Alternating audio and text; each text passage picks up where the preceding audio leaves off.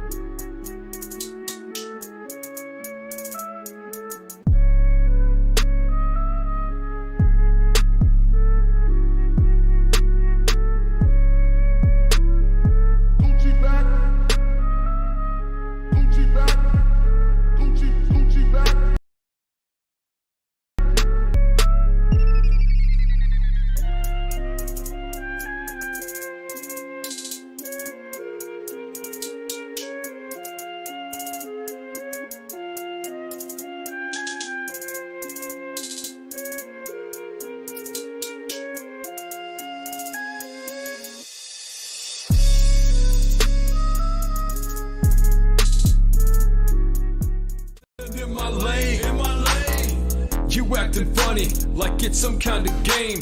State it up, sir, in front of my name. I keep my head up, keep getting better. Dope as rap god, I'm going platinum again. You acting funny, like it's some kind of game. State it up, sir, in front of my name. Dominating your domicile, in and out just like a robbery. Call the cops now. Well, welcome everybody to Let the Record Spin, episode number 3. Oh, you tiki now? Go ahead, light your torch.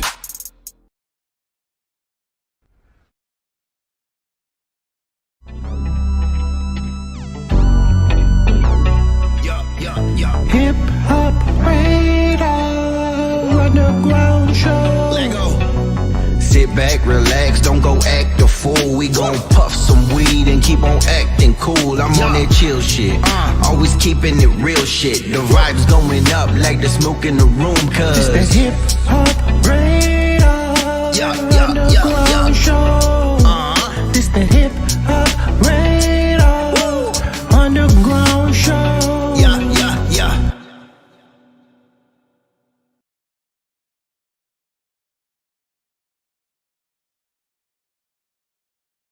Yo, SGR crew, welcome back to Hip Hop Radar Underground. I am Sack Juggalo, and today we got the friend, the homie, the master of KC, breaking down all motherfucking Missouri. I was gonna say Kansas City, but that ain't right. That's on the other side of that bridge. My dude, the one and only Alan Wayne, the Prodigy, man. Alan, how you doing, bruh?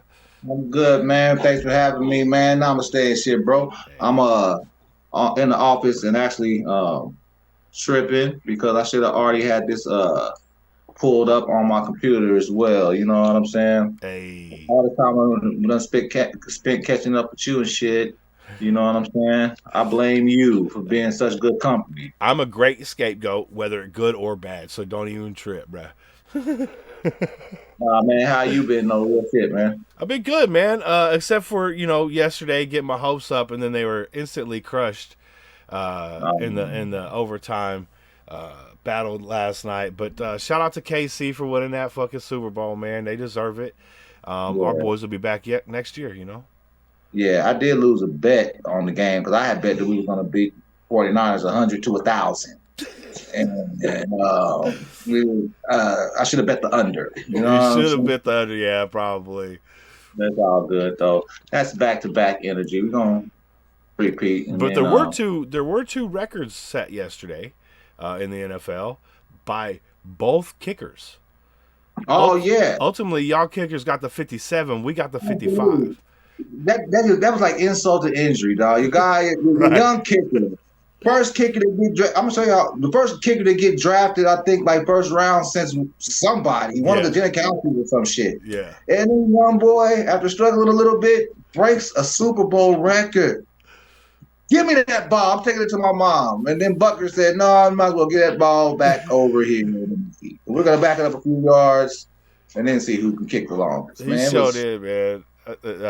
Shout out to the legs out there for keeping that game going, because if it wasn't for them, it would have been a pretty lame ass game. Visit TreePacksUSA.com. That's me logging on to our interview. Return is always shout out to the ads, yo. That's what I'm talking about. You're going onto my channel, right? Yeah. So I turned the volume. Shout out to the fucking ads. That means I got paid a penny or something. Yeah. And that means we about to subscribe on the Namaste Amber page too. I think that's what. Yeah, you drop a comment too, and I'll put that blue suit on your new shit. Do what now? You drop a comment in the comments, and I'll be able to put that blue, make your name blue. All right, cool. Like I did the other one. Yo, Harry is in the motherfucking building. Fratzel, Harry Fratzel, what's happening, man? He comes through and said, Wayne Gang. Yes, yep. What up, though? That's my guy for life. Yeah, we're good to see you, man. My dude Gary Dryden is in the house. I don't know why I always want to call you Drayden. It's every fucking time, dude. I'm so sorry, Gary. My dude Gary, he laid up with a fucked up hip, man. So we want to wish him speedy recovery and hope he gets back. I know he's got enough dabs to get through it, though. Yeah, this blunt's for you, my G. Yes, sir. Yes, sir. Because I know it's kind of hard to move with a fucked up hip. Yeah, man. I can only imagine. You ain't never dipping into some nice pussy with a fucked up hip. That ain't never happening. You ain't gonna dip in it, but you can sit down and get dipped on. That's my dude. Improvise. You always find a way. When there's a will, there's a way. Facts. You don't need both your hips. You just need one good one. Yeah, you get that good lean. Shoulder lean, I don't know how to dance. No, There you go. That's it, man. You got to put that motherfucking move on it, bro. If we weren't learning this shit when we was growing up, we'd be fucked by now, right? Fact. Like, there's a reason why we grow up the way we grow up. Let me cheers to you on that, my guy. Yeah, man. It's been too long, bro. Burn some. Cheers, brother. Hell yeah, man. So, in case y'all just tuned in and wondered who this man is on the screen, Caitlin Sanson, I see you. How you doing? Big salute. Thank you for joining us tonight. This is the one and only Alan Wayne, the prodigy, man. Kansas City's finest. And James Service, welcome, brother. Cheers to you as well. What's going on, Caitlin? Not saying shit.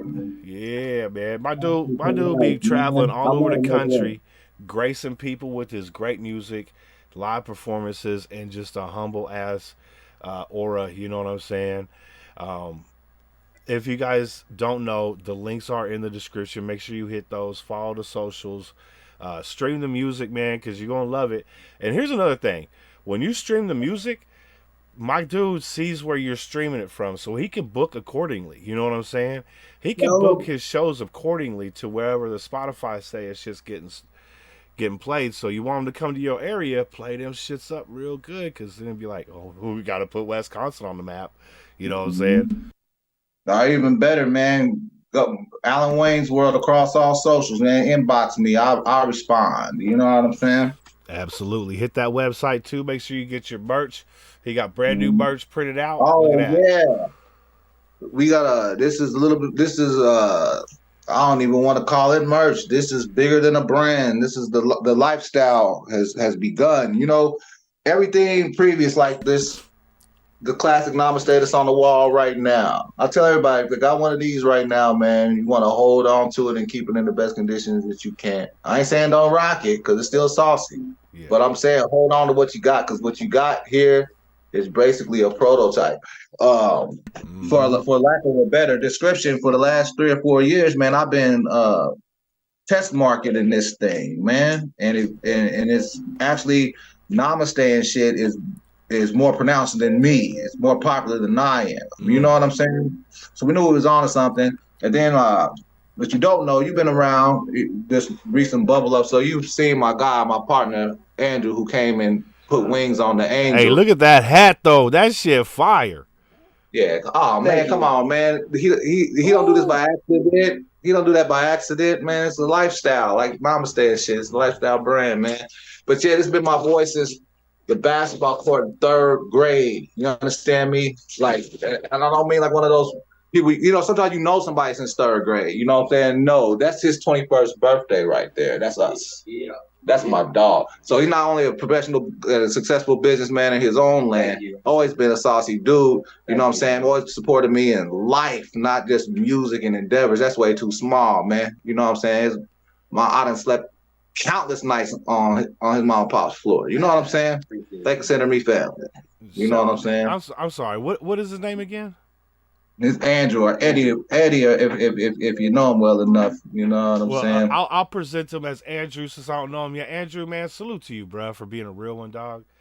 Thank you, man. Every fucking homie needs a real one. You know what I'm saying? And it's hard to find them in this life. So yeah, I don't think I've, as far as like friends, you know what I'm saying? I don't believe that I've known I had a longer friend. You know what I'm saying? I haven't known very many people that long. Yeah. That I'm not who didn't give birth to me and shit. You know what I'm saying? Didn't give birth to me and shit. That's hilarious, bro. And he came to me like, yo, you know, I really think I can help you take this to the next place. And we brainstormed together. The next thing you know, man, like I said, if you see the post like that, exclusively online and available at the Bunker. If people in Kansas City, they're wondering how this is happening. You know what I'm saying? I'm wondering how it's happening too. You know what I'm saying? That's like one of those final destination landing spots. One day we'll be in the Bunker. You know what I'm saying? But off the jump, you know, so it's definitely up from there, man. That's what definitely up, man. Because it's hard enough to have an independent music career, right? I mean, that's a challenge in itself. Then you're launching a brand, you know, to coincide with what you're doing musically.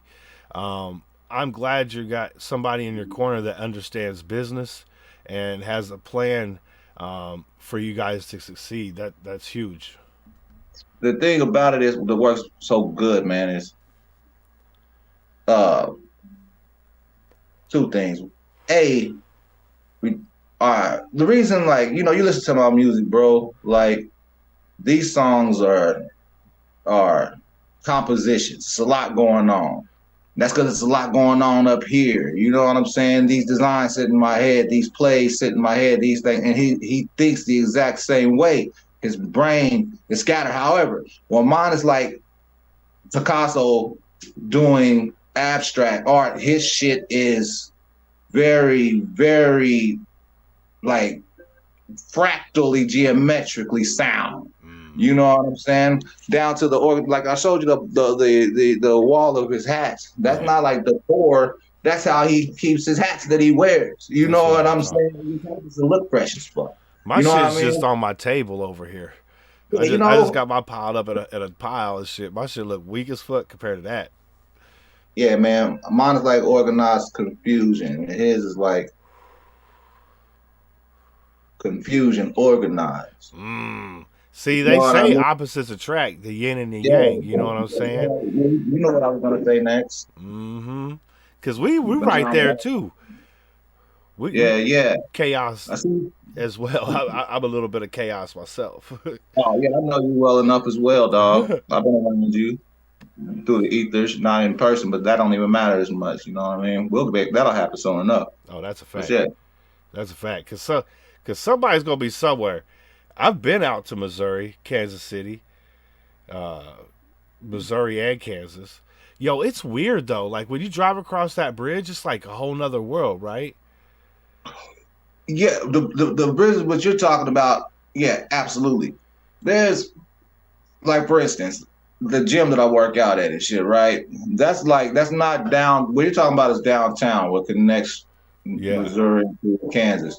There's also a street, State Line Road, Mm. that my gym is right here, but if I go across the street to the grocery store, I'm in Kansas. Oh. Same throw, right? So it's really just one big metropolis. It's when you get into the neighborhood per neighborhood that it's like you would be surprised that it's one big metropolis is what it feels like. But if you just landed in one and woke up in another one, it would be like waking up in St. Louis and then or in Chicago one day, and then the next day waking up in Atlanta. Mm. You know, something like that, just to give you just a like how the urban core kind of move. That's a little more extreme than our degree of separation, but it's definitely a different place. Right. You know what I'm saying? We got the barbecue on this side over here. the good They got- barbecue. yeah, the real barbecue, the best in all the earth. And over there, they got a lot of great they fried fish spots and shit like that. They kind of got that. They street food game overall is kind of better than ours. You know, so it's I don't spend much time over there just because I get lost and confused over it and shit like that. You know what I'm saying? But it's not if you look at if you follow like the locals here, you would think that there's some kind of beef or something that's exaggerated. You know what I'm saying? It's more of a friendly rivalry. Everybody's celebrating this Chiefs win, both sides of the state. Oh, absolutely. You know what I'm saying? And it ain't no like, nah, that's our team, not y'all team. You know what Right, I'm saying? right. That shit. Yeah, KCK, like all the fireworks. You should have seen all the fireworks going Yeah. off over there. Like just as many over on the boulevard as there was. Yeah. Like It's just something in the water over there in Wyandotte County. But I see that motherfucking. I was driving. I used to be a traveling salesman. That's why I was there. You ever see them dudes hanging out the van going, "Hey, you need some speakers for your house?" yeah, back in the day, I remember them dudes. I was that dude. You probably good at that shit, huh? Oh, dude, we was making a shit ton of dough, bro. Yeah, man. You know, dudes with speakers, though. That's an easy sell, bro. Yeah, what I'm saying is pull up bumping. everybody needs them. Facts. So Yeah. I drove. We was driving in Kansas, in Kansas City, Kansas, kind of like on the outskirts of that place, and there was a place called Scissors of Oz, like it was a haircut place. I was like, that's kind of like a bar right there. Yeah, Scissors of Oz, I like that. Yeah, that shit was hard. Yeah. I got Wizard of Oz bars, but I could borrow that. Hell yeah. Yeah, I was man. cutting up my weed with my Scissors of Oz, and instead of OZ, it'd be AHHHHS. You know. Ah, yeah. See, I like what you did there. Real hip hop shit. That's what I'm talking about, bro. So we got a ton of music from my guy on his catalog. He's got a work ethic that a lot of like big name people notice. You know what I'm saying? Like I know you want to stay separated. You know what I'm saying? Ever since we first talked, but it's important to get your accolades. You know what I'm saying? I'm gonna give you some roses right quick. You know what I'm saying? My dude was, and still is, great friends with Tech Nine. You know what I'm saying? Tech, obviously, one of the well-known underground artists of our time. Probably the one the best to do it. And my dude is literally named Alan Wayne the Prodigy. You think he's not taking something from Tech's fucking recipe and putting it in his own shit, you know what I'm saying, as far as business acumen. you mistake him because my dude works. My guy works. He doesn't stop. If he ain't on here, he's on his IG live. If he ain't on his IG live, he's probably touring somewhere in the country. If he ain't touring in the country, he spent the last 2-3 months setting up this shop that he's in right now with his homie. You know what I'm saying? So if that gives you guys any type of insight into who he is, know he is a very business-minded artist, dude. Like, it's hard to have both of those in the same person, you know what I'm saying? That's why a lot of artists have business managers and shit like that. Well, my dude Alan, he does everything on his own, and he's a father. So, shout out to you, Alan. I want to fucking give you those flowers. Big salute, homie, man. Man, you too kind, man. I appreciate you, bro. I'm just doing my part for the collective, man. Trying to push us real ones further. You know what I'm saying? You know, they bury the truth. They got to dig us up. You know what I'm saying? Look, you can't stop with the bars.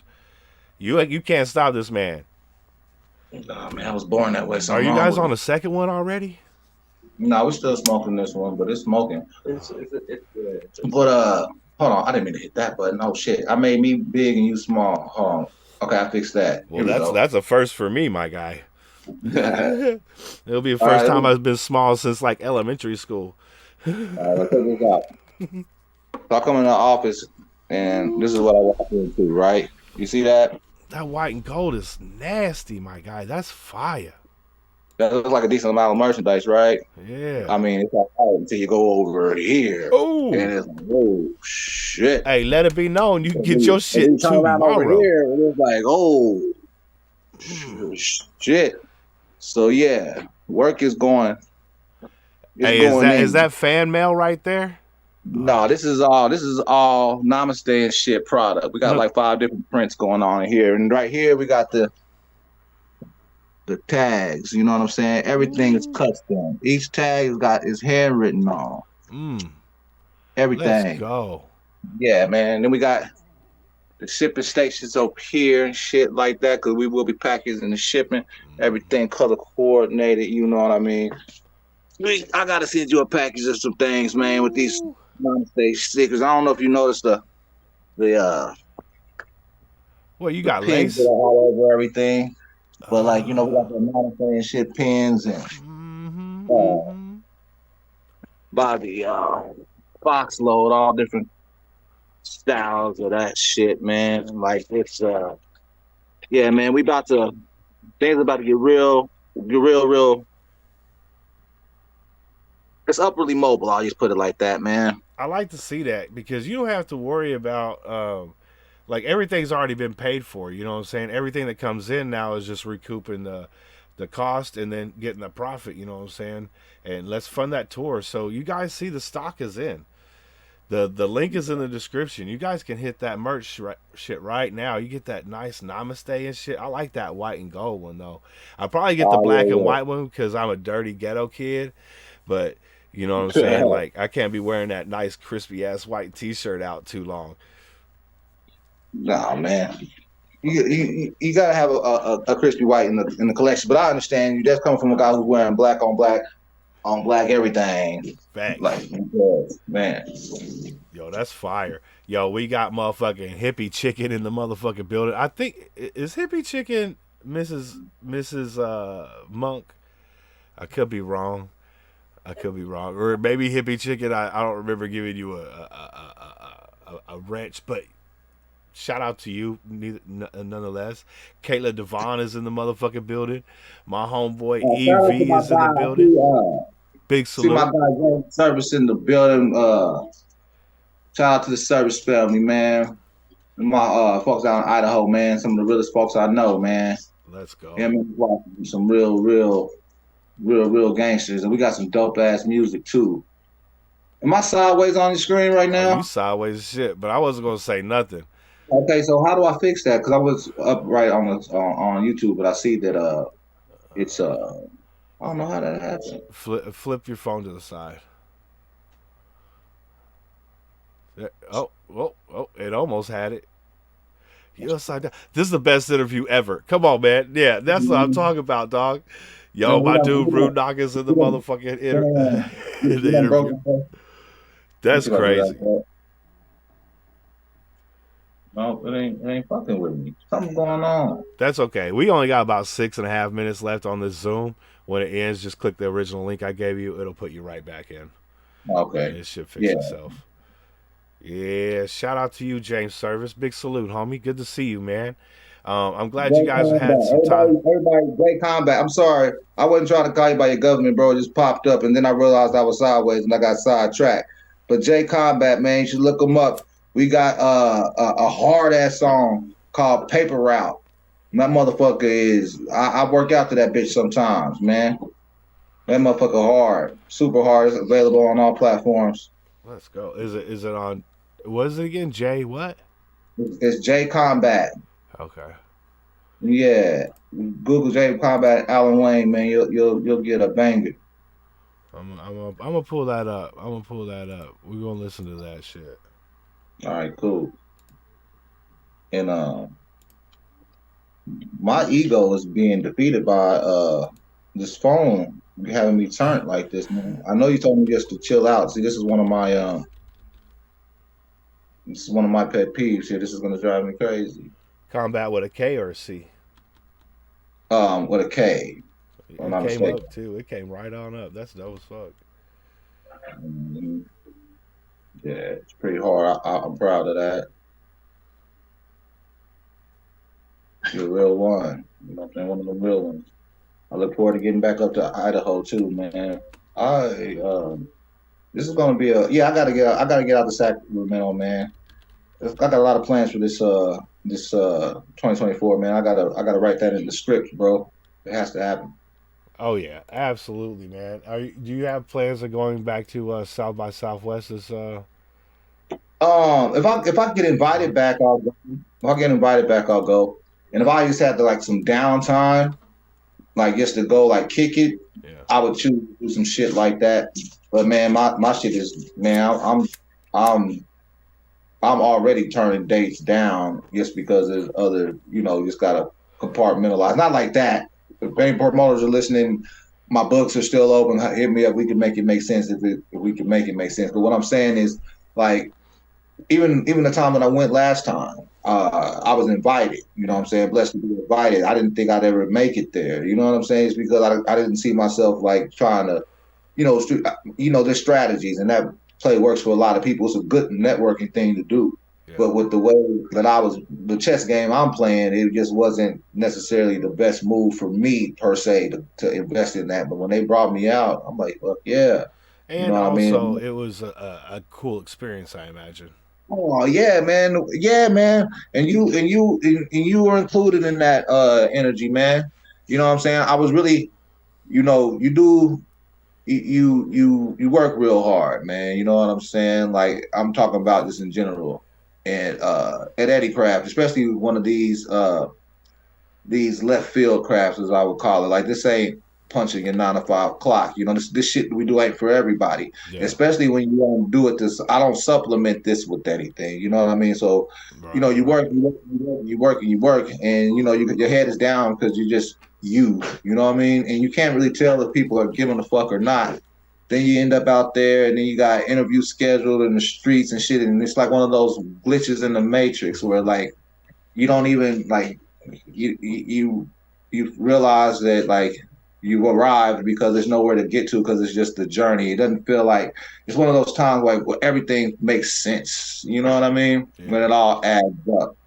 It's It's that like- moment everything kind of just clicks, and you're like, I fucking completely understand that.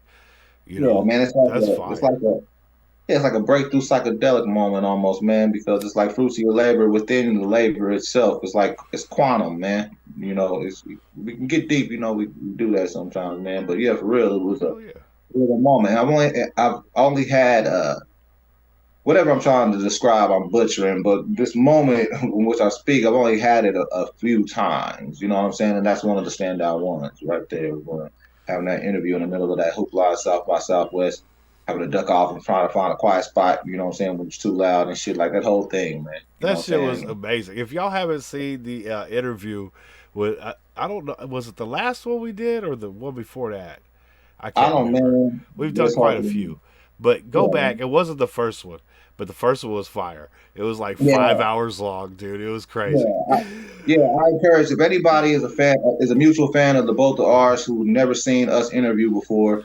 We got all of our shit is fire, but that very first one, you know what I'm saying? That was like that was dope, man. Because I had this whatever little traction I got right now was in a more beginning stage. You know what I'm saying? Yeah. So you was starting to buzz because shout out to Heather. That girl Heather, she put me on to you, I believe. Yeah, man, it was a lot of man.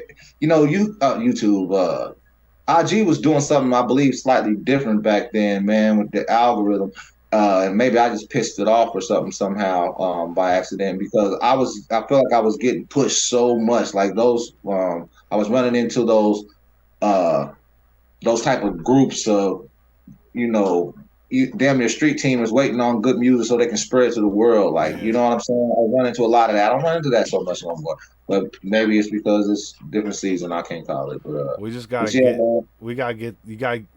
you popping in places that you're not popping right now. That's gonna create the new buzz. This Namaste and shit situation, it's changing a lot of things real fast. You know what I'm saying? Let's go, man. My booking is already up because of it, you know what I'm saying? And I haven't even I've talked more about it on this live right now than I've talked about it, period. Like, we just got... Oh, damn it. Thank you, Zoom. Don't worry, we will be right back. I'm a broke bitch, and I can't afford Zoom. It's $15 a month, and it's like, that's too much. That's way too much. How are y'all doing out there on this Monday evening? Excuse me. Cause the weed be hurting my chest, I'll tell you what. How y'all doing out there? Shout out to my dude Alan Wayne for coming through and hanging out with us tonight. We couldn't have planned it more perfect. I'm in California, in Sacramento, which is 2 hours away from San Francisco, He's in Kansas City. You know how he rep. And then the day after the Super Bowl, we get to fucking team up, fucking hang out and shit. That's fire, bro. That's fire. My dude Runog in the building. My dude Gary in the motherfucking building. That's what I'm talking about. I appreciate y'all coming by and hanging out with us tonight. On this round right here, we will get into some music, I promise. I know y'all want to hear some bars. I want to hear some bars too. Yeah, and I haven't heard... y'all gonna hate me, man, but, life as a reactor / promoter, it kind of sucks sometimes because I can't just go listen to music crazy, right? As much as I want to. I gotta keep songs I haven't heard yet until I hear it, on camera with my people and shit. So I haven't been able to get to Hot December yet, but we're gonna get to it tonight. That's my back. Yes, sir. How you doing, bruh? Yeah, man. I'm back on right side up, ain't I? Yeah, it looked good, man. It looked good. Wins. You got Puppy in there. So what? You got Puppy. I got Puppy. You got a puppy? Yeah. Oh, yeah. You ain't seen the ladies in the house? They're my top models, man. Hold on. Meet Mia. Oh, hi, Mia. Oh, look at she repping too. That's amazing. And where's Maddie? Oh, hi, Maddie. Go, girl. And don't think that she ain't. Is that Lhasa Apso or Shih Tzu? Oh, Shih Tzu. And I always forget how to pronounce it. I can't say it. Say it again. Weimaraner? Yeah. Let's call him she's a Sesame Street dog. She fire. That's some good looking puppies right there, man. Thank you. Yeah, man. She's now she wants in because she knows she's getting talked about. Hi, baby girl. She's like, I am adorable. You cannot ignore me. Yeah, man. She's the diva, man. That's but right. She's really good, man. She poses on demand and all that shit, man. Like. That's what I'm talking about. My dude Gary's hip is starting to feel better. Shout out to Gary's hip. That's what I'm talking about. That's that good ganja. That good dab you was talking about. Yep, that shit will take the pain away. That is a fact. That's what the medicine is for, man. I haven't taken my medicine. Like, I'm antidepressive bipolar. I ain't taken my medicine since I was 17 years old. Because of this right here. Mm-hmm. Yeah, man. Very cool, man. Yeah. That's beautiful. Yeah. Yeah, man. Appreciate you sharing that too. Yeah, dog. I'm a proponent for all the natural medicines. You know what I'm saying? We got psilocybin. What do you call that? Not paraphernalia, but the mushrooms are very much respected in this sanctuary too. You know what I'm saying? Like all the things from this weird thing that we nickname Earth. Hey, I tell you what, man, I ain't had no real good mushrooms in a minute. Last mushrooms I had pretty much gave me just a body high, but there was only like 2 mushrooms, and my homie ate one, I ate one. I was like, that ain't shit. You know, I usually be eating like an 1/8 and shit. Oh yeah, that's I don't. We'll talk about it. We'll talk about it. We'll talk about that one time when we get face to face. Cause this shit ain't be out here like that. I mean, like it's more liberal than it is now, man. You know what I'm saying? It's just that I got a brand push. You know, I honestly got to think about what I say and when I say it. I feel you on that. I feel you on that. It's a little different, but but don't get it twisted. Don't get it twisted. You know what I'm saying? It's a more authentic answer, response, or something that I should have said was, there's a time and a place for everything. You know what I'm saying? There is. And we gotta warm them up to reality, because just like club music should be in the club. You know what I'm saying? I don't want to be listening to club music on my headphones while I'm like chilling, and just trying to vibe. You can't vibe with club music in your shit. Yeah. You ever heard the saying like, "Don't shoot the messenger"? Mm-hmm. Sometimes the messenger is too hasty bringing the message, and that's why he ended up getting shot. Get kicked down a damn hole in 300. Yeah, because he's so quick to deliver a message just because he got one. You know what I'm saying? Right. So I'm not saying that I got a message, but whatever I got, I'll save it for when it's more appropriate, when it'll hit harder. You know what I mean? That. So just stay tuned on the socials. That's all you gotta do.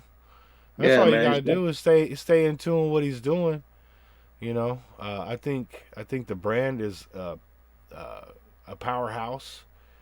It's going to be more than just Alan Wayne himself. You know what I'm saying? It's going to be something that's going to be sticking around. Man. Yeah, man, it's bigger than me already. It'll definitely outlive me. You know what I'm saying? I'm having a finite experience. This don't have to be so. You know what I'm saying? Facts. Yeah. Big facts. And speaking of that, let's find out why.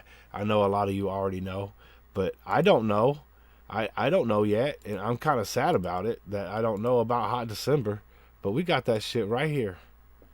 All right, man. Let's check it out. Are we gonna play the video? Yeah, we gonna play the video. All right. Well, cool. I'll fuck with that. Because I know you always got a real nice looking model or two in those things. We might have a little eye candy. I don't remember. Shout out to all the hardworking models out there. We do not belittle your process. That's a fact. Yeah, man. Matter of fact, we'll talk about it after the play. Oh, protect it. That's right. That's a good little story. Let's go. We got Alan Wayne. This is Hot December. In parentheses, Hot Winter. Let's go. Link is in the description below.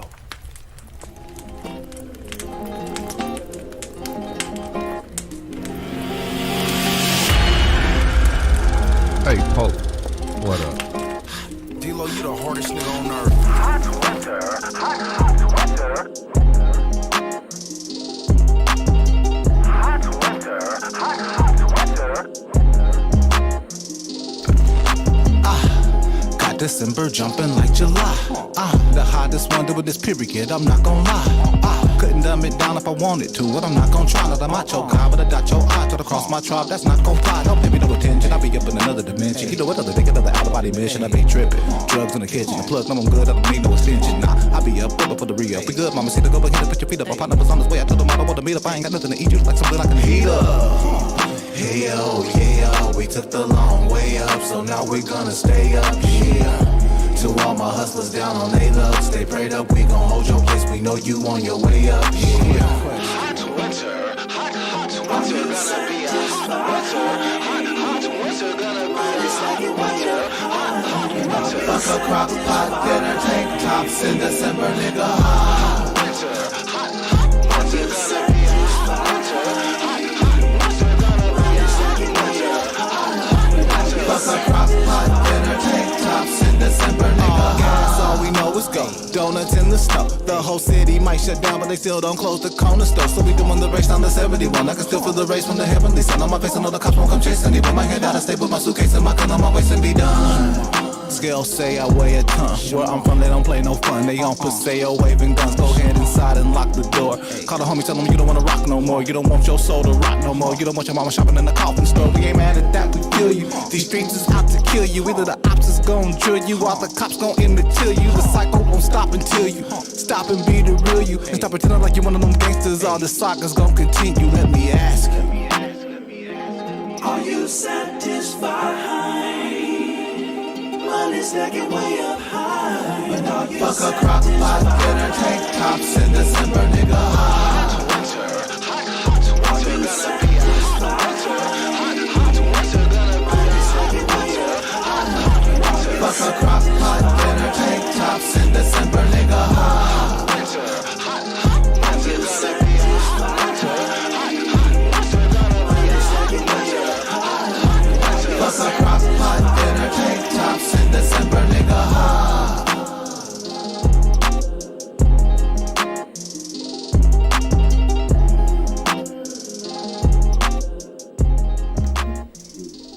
That was a how you do right there.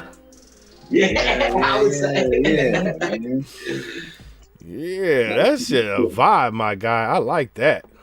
Yeah, man. We kind of had to throw it back, little hip hop meets the Bee Gees feel, man. Yeah, shout out to little mama in the video, man. She's a real professional, man. Yes, shout out to the models, man. I imagine that did you guys shoot that in the winter or did you shoot that in the summer? Yeah, no, we shot that. It was cold out. We both were cold, but it was actually it had been freezing. The let up. It was probably like that fire was necessary. That was the night before, but that day that she came out, it actually had got up like close to 30. You know what I'm saying? But yeah, you know what I'm saying? Yeah, and I was freezing my ass off too, and I had on. You know what I'm saying? I'm anemic and shit, so. She looked champion though, man. She was out there. She kept herself warm. I just put it like that, man. She really does that, man. I wish I could remember her handle right now. I hate when I do that, man, because I would love. She deserves a follow up. She's really good at what she does. All her, she's real artsy about her shit, and yeah, man. Shouts to man, what does she go by? It'll come to me and I'll say it later. Hey, you can always come back at the end of the video and put the @ in the description or in the chat or whatever. You know what I'm saying? The comments. We'll pin that shit. So we want to make sure she shine too, man. That's not easy shit. And yeah, you was out there in a motherfucking little ass motherfucking tank top talking about tank tops in December. Like what? Yeah, I'm cold out there, man. But I ain't got shit, man. I done shot some videos in Omaha that I can get cold just thinking about it. Like I don't even like to have a flashback, man. Like fuck that. But you get in that zone, you know what I mean? Like whatever for the shot, man. That's what I'm talking about, the dedication, man. There ain't no yeah, adrenaline is a real thing, bro. Execute the vision, you know. Yeah, man. My whole I ended up having to get my have a serious surgery done. And that's the problem erupted in the middle of my 100% facts video. I had to, when I got home, I had to crawl up the steps and shit. You know what I'm saying? It was wild. But I made it through that motherfucking video, and that's one of the highest. That's one of my better videos too. You know what I'm saying? That's what I'm talking about, man. That's love on love right there. My dude Frank, man, Frank Turzo, man. Thank you so much for that $5 donut, man. Thank you, Frank, man. It's good to see you, man. I hope you've been doing well, bro. Good to see you, man. Again, thank you, brother. We got the one and only Alan Wayne, the Prodigy, in the building tonight, and the links are in the description below. We're going to be tapping into another song here if you guys want to hear another one. My dude, man, that shit. yeah, my dude Monk is in the motherfucking building. Big salute, Shout out homie. to Good to Monk. see you. Yeah, you've been rocking with him for a minute too, right? Oh, Monk been around for years. Yeah, Rude Knock been around for yeah. years. Yeah, man. Shouts to Monk, man. That's familiar to me now. Yes, You know what I'm sir. saying? Shout out, Yeah. shout out to the ones, man. Yeah, from the real ones, man. I love that. Cause that's what it is. I mean, it's this family shit over here, man. Yeah, man. Real shit. We all try to, support each other and shit. Yeah, man. Networking. Energy just finds itself, you know. Exactly. Yo, look at what we got. Look at what we got right here. Oh shit. That's what I was just talking about. Shout out to Jay Yeah, boy. Combat, man. Who needs a producer? Nobody. I get my own shit ready. That's how we do it. Yeah, man. I do it like Alan do, man. I say shit. I'm a booking agent, everything, man. Look at that. Subscribe. Let me get that thumbs up on that. Boom. I'm talking about. That just happened. Oh shit. I just opened up my fucking editing program. Man, that's that muscle memory, man. You always working, man. Right? You don't even know how to not. It just be like clack clack. I start fucking with the AI, man. You been fucking with AI a little bit? I'm, just from the rabbit hole, the shit that I'm into on my off time, man. I feel pretty studied in it, but I haven't dabbled much. But I got future plans for it though. Nice. I'm just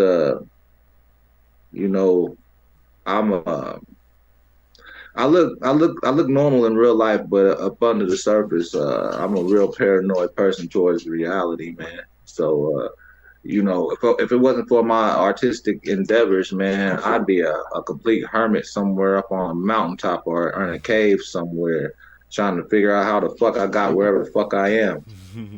But when something told me I had to sing to the masses, man, here we are. That's what I'm talking about. And we got some more shout outs to do, man. We got Osu in the motherfucking chat. What's up, bro? Neve, how you doing? Boy, Big salute. Man, understand shit. We got Self-Made. Shout out to everybody on the ground in Wichita, man. I'll be up there next month, man, on the 8th with Seuss Mace and my G's Sunset Motel, man. I can't wait for that right there, man. Hey, yo, bud, trust me, if you haven't heard of Seuss Mace, are you up on it? Yeah. So man, Wayne Seuss Mace, that's enough right there. Sunset Motel is like today's Nirvana or some shit. You know what I'm saying? Nice. So it's gonna be. I rock with them often. You know what I mean? Some of my favorite people to gig with. So yeah, we got a real sexy lineup. Just the three of us we're gonna start in Wichita and see what happens. That's what I'm talking about. Shout out Seuss Mace, man. That dude is a fucking legend already. Yeah, man. A beast in the world, bro. Yeah, bro. That dude is super talented. Then he gets to team up with you, another fucking already legend. You know what I'm saying? Like, that's crazy. Yeah. Is he out there from where you from too?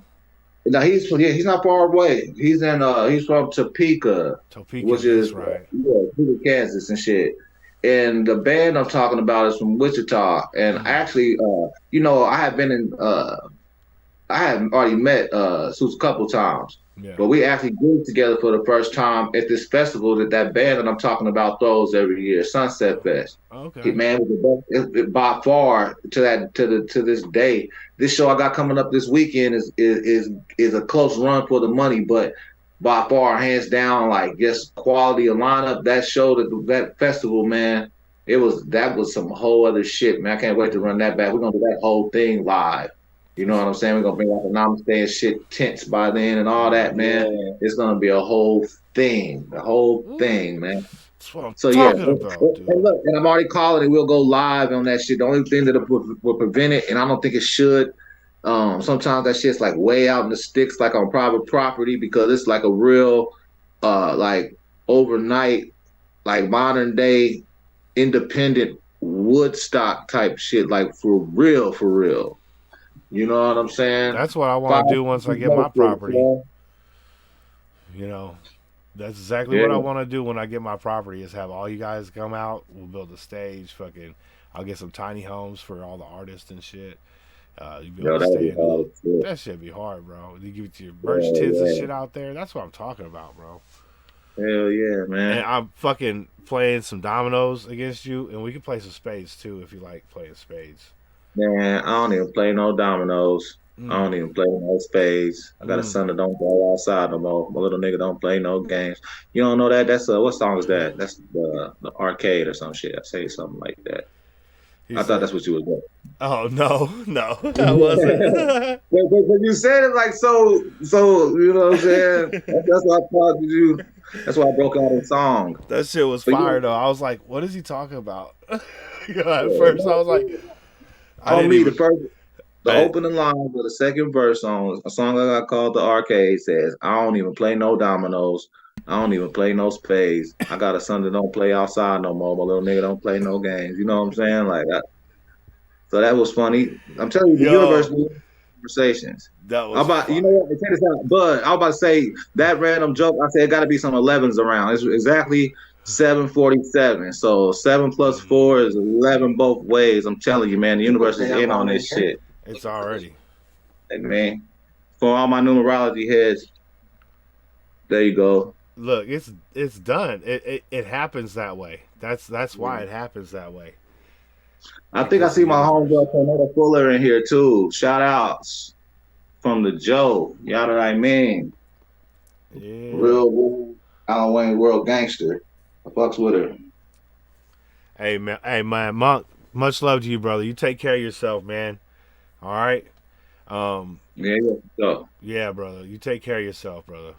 We'll tap in with you my soon. bad. You know, I would have shouted you a long time ago, man. I'm just off in my own world. This is like might as well be my first weed of the day. I'm feeling good and shit, and you know I ain't caught up with my G in forever. So that's a fact. Although we were on IG not too long ago, but it was just for a brief stint. Okay, yeah. So that sounds right. Yeah.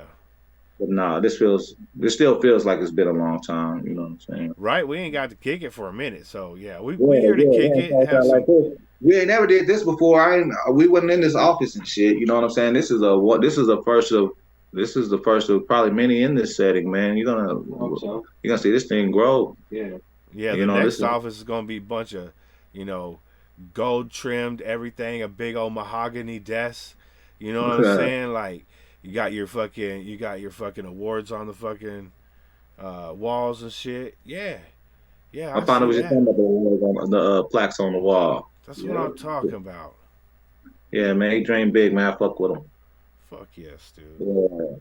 Yeah, man. But hard work will fucking pay off, man. You guys just out there, if there's something that you believe in yourself, even if no one else believes in you, keep fucking going, man. If you really want it bad enough, it'll happen. Hey, man, the chat is popping too, bro. That's a fact. Thanks to the fucking live, man. Y'all came out on a Monday. The whole world is probably as hype off that Chiefs energy in the air, man. You know what though? I'm not even gonna go there. I'm gonna lay off Brock Purdy in them head, man. I ain't even gonna do it. Y'all hurting enough, man. Y'all played y'all ass off all season long, man. You know what I'm saying? Y'all went against a juggernaut who ain't gonna lose no time soon. So you know what I'm saying? It was a great game. Yeah, it was if I'm not mistaken, it's the longest. Is it the longest Super Bowl? Because that was overtime. It was headed towards being a double overtime, which would have been a first. Right. And we scored with like 8 seconds left. Right. So I think it was a hell of a night, man. You know what I call Brock Purdy? What you call him? I call him my Brockweiler. Oh, okay. I said, don't make me release the Brockweiler. And he almost was released yesterday completely. You know. Yeah, you know what? Speaking of, I don't want to get all in y'all business and shit because Shanahan is like a legend and shit in his own right. But if he was wise, he would let little Brock Purdy run around a little bit more, man. That dude is mobile. And nobody even knows. You know what I'm saying? Nobody gets to realize it because he doesn't even get him a chance. He has get that out your hand in 3 seconds or else. That motherfucker just looks over and throws it over. You know what I'm It's saying? a real West Coast offense. I'm okay with it, you know. Yeah, classic. Hey, they honestly, that's the way it was.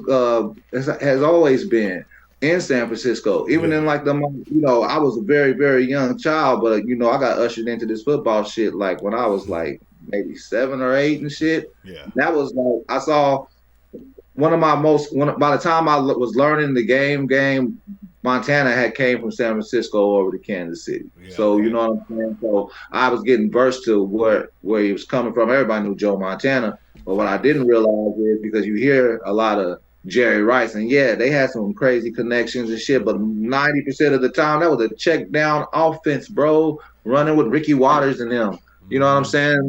They would open it up because you got Joe Montana and Jerry Rice. Right. But they've been playing that same style of football and winning for a long time, man.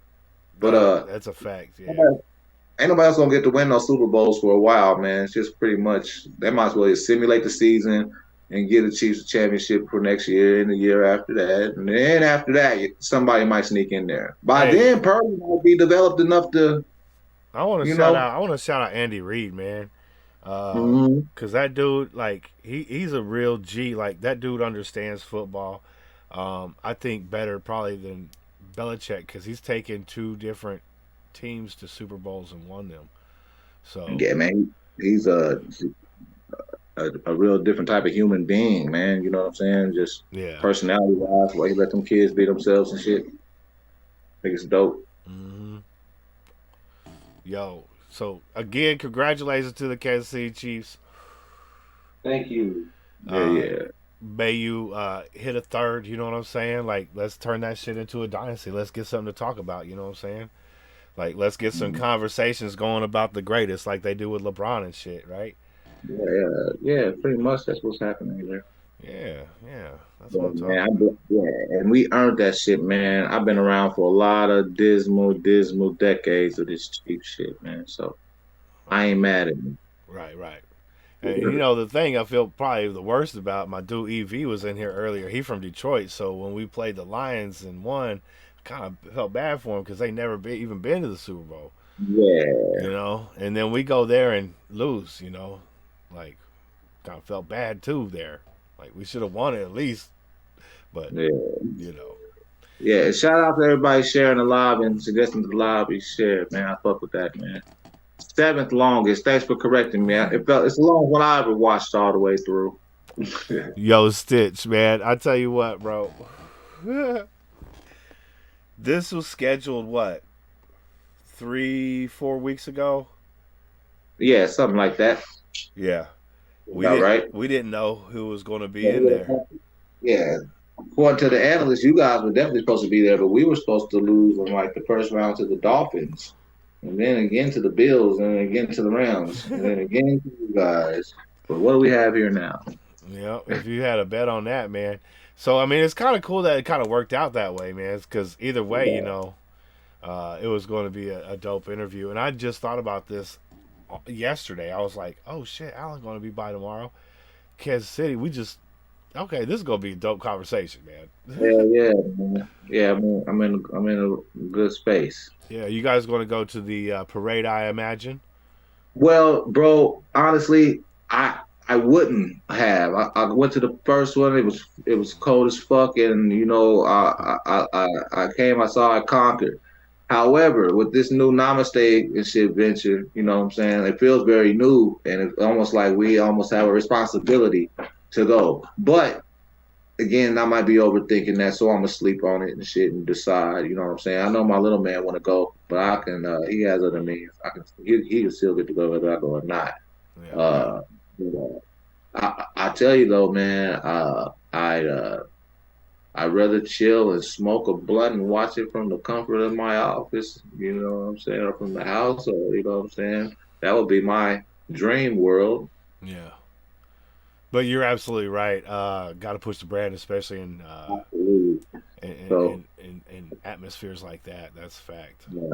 Yeah, man. It is important. So We'll see what it does. Yeah, because you Whether- never know what TV camera gonna pick that shit up. You know what I'm saying?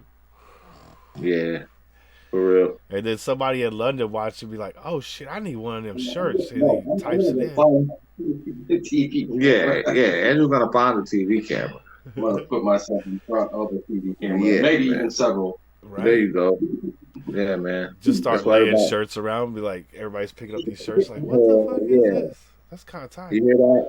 That's why all my black friends who don't have white friends need some good white friends, man. So there's It's a this different kind of confidence, and then that shit it's allergic or not allergic. It's contagious. Yeah. Yeah, There was this cool campaign they did where they did scarves. So all of the statues in all the parks, we have all the fountains, city fountains. yeah. So they did random. They would take scarves and like earmuffs, ear protection. You would go around and put them all over in the city. Jazz Marie and I did a contribution. We went to Lewis Park and put some up. So then other people, as you walk through the city, can find scarves and. So that'd be something cool for us to do, like a Easter egg. Yeah. I can go see. Yeah. This shit's way too saucy just to lay around in the park. All right.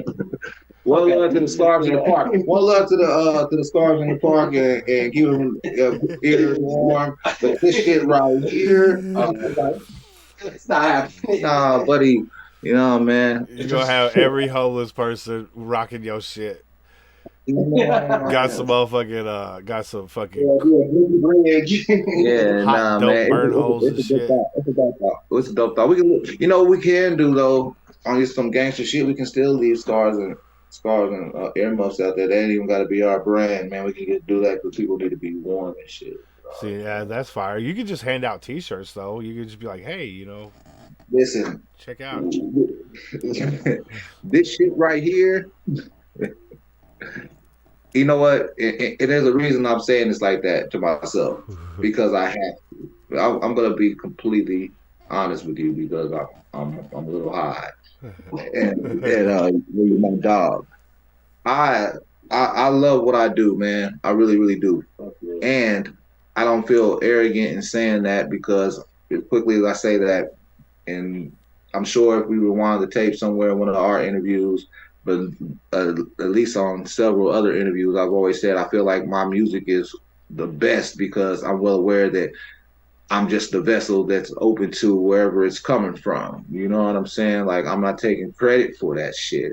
I'm a hell of an instrument. I happen to have that rhythm or whatever the fuck. That's my contribution. Maybe my sticky memory because I can remember all that shit. Maybe that's my contribution. But as far as the content, the creativity, nobody even knows. Listen, I don't know what you're about to say next, but that thought is going to come from somewhere, and you don't know what even generated that.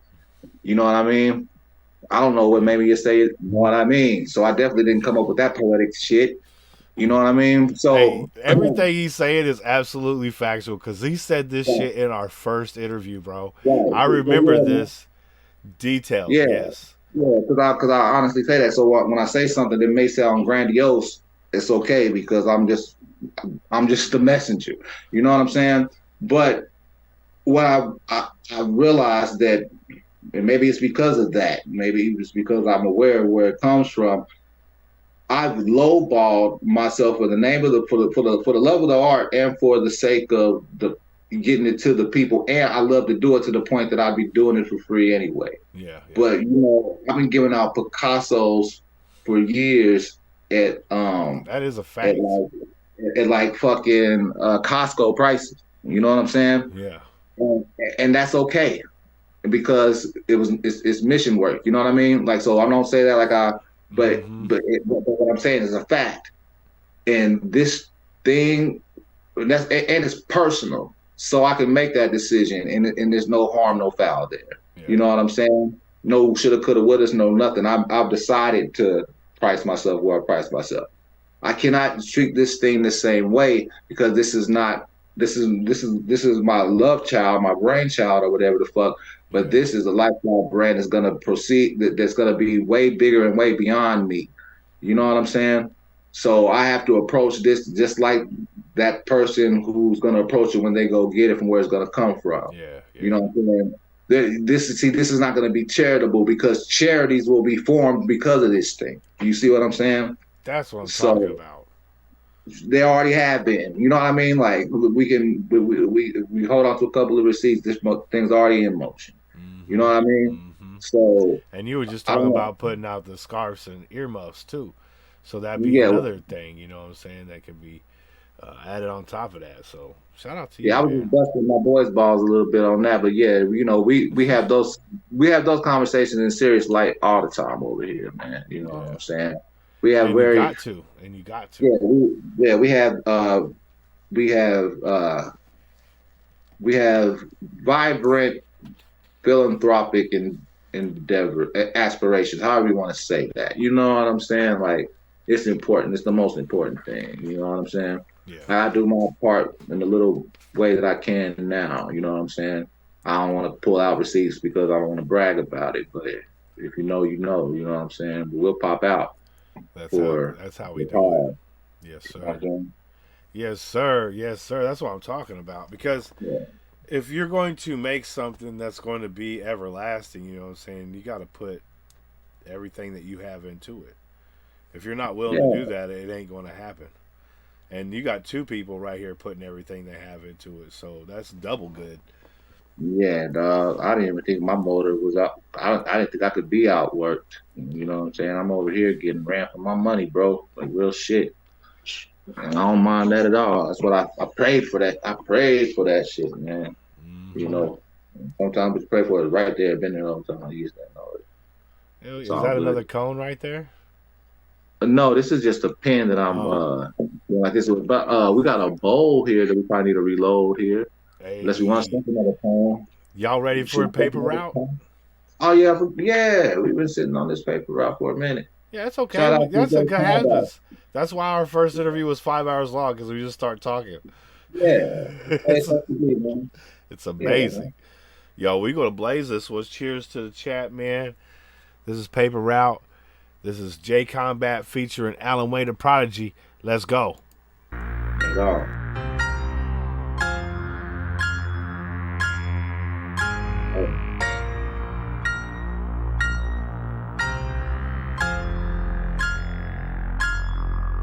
Setting up paper routes, building up this cloud. Won't stop till we get to the top of the mountain. House with the fountain. If they ain't in it to win it, they put them out for the count, fam. Gotta keep it 1,000. Till I'm sipping in the ground, man. Cause I want my city crown, man. Pound for pound, we out holding it down. Setting up paper routes, building up this cloud. Won't stop till we get to the top of the mountain. House with the fountain. If they ain't in it to win it, they put them out for the count, fam. Gotta keep it 1,000. Till I'm sipping in the ground, man. Cause I want my city crown, man. Pound for pound, we out holding it down.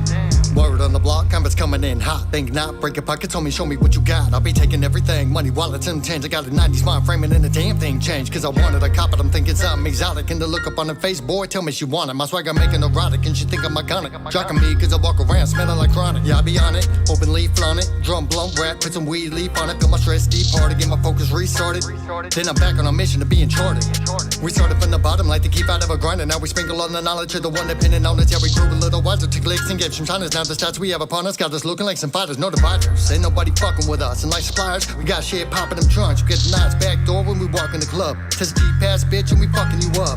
Come to let him have it, goddammit. That man is savage. Imagine all the damage after teaming up with Allen. The game gon' need a bandage. There's nothing left to savage. Had to serve it to the Maddox and the face full of panic. Up paper routes, building up this cloud. Won't stop till we get to the top of the mountain. House with the fountain. If they ain't in it to win it, they put them out for the count, fam. Gotta keep it 1,000. Till I'm sipping in the ground, man.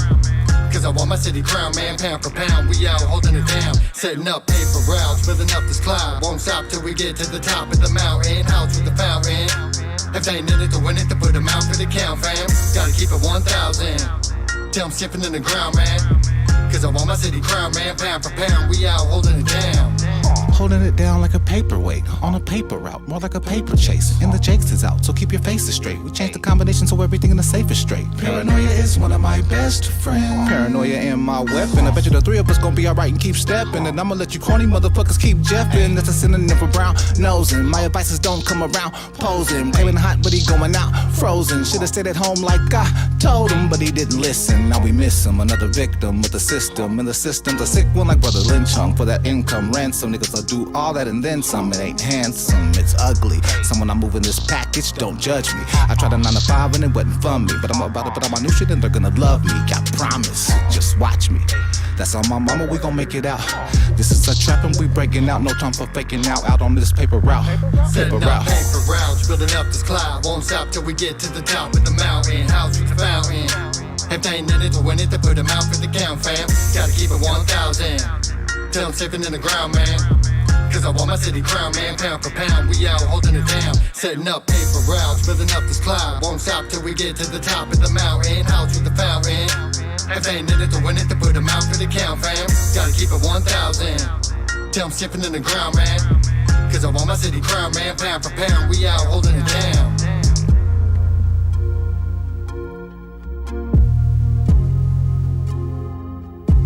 Yeah, man. Shout out to Jay Combat, man, and all of Boise, man. Yeah, that was Jay Combat, Paper Route, featuring Alloway the Prodigy. Hey, man, I like that hook, man. That hook was fire. Gangster, man. It's funny because, you know, like I said, my G's from Boise.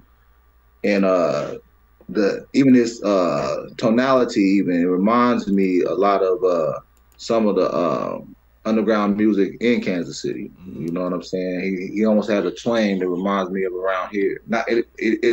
Not so much of my music, but a lot of the music that's around here. Yeah. You know what I'm saying? Like, it was funny because it was like, this was like doing a feature for somebody at the hometown. You know what I mean? I've done things that felt like that. Hey, you know, that's what's up. It wasn't foreign, you know? And it's funny because, like, when I met him, like I said, in his fam, like, it didn't feel foreign either. It's hard. I be tripping, realizing I only met him once. You know what I'm saying? Real good folks, man. Hey, been locked in for so long. Shout out to my guy Jay Combat and the whole Service family, man. They the royalty of Boise in my eyes. Let's go, man. That's a compliment and a half right there. That's what I'm talking about. And of course, everybody in the chat was like, that shit fire. Yeah, boy. Y'all were spitting on there. The chorus was a nice chorus. It was kind of catchy even a little bit. So shout out to the work on that as well, man. It's hard to come up with a fucking solid chorus at times, and that was solid. Yeah, man. Real pro. Hey, that's what's up. So we got less than 1 minute on this one. I don't know how much time you got. I know you're busy, man. No, man, we rocking. I'm rocking if you rocking, man. Cool. If everybody hanging out still, man, I'm hanging out. It ain't nothing. Yeah, we got 13 in here hanging out with us tonight. So shout out to y'all out there, man. Shout out to the SGR crew. We do lives every Friday. 7 p.m. Pacific, y'all can come through and hang out with us. We just sit back and listen to music. We promote a lot of artists. We do a lot of interviews and album reviews. So if you guys are interested in stuff like that, come on through and hang out with us. We'd love to have you. You guys are vibing. You guys are great people. You love the underground scene as much as we do. That's what I'm talking about. And I hope you guys are having a great fucking start to your guys' week, man. I know I'm having a great start to my week. We got the homie in the house. It would have been a little bit better if the Niners would have won. But, nevertheless, yeah, Stitch knows. We had emoji dance battles in the chat. That's a fact. Our reigning champion, Caitlin. Not Sanson, I apologize, but Devon. Shout out Caitlin Devon. She is our current dance champion. So, you guys come through and do your dance moves in the chat. Blow my mind with some great dance moves. That's what I talk about. Right, Alan? Yeah, hell yeah. What are we talking about? So we started doing this thing on Friday nights during the live streams where we're just listening to music and shit.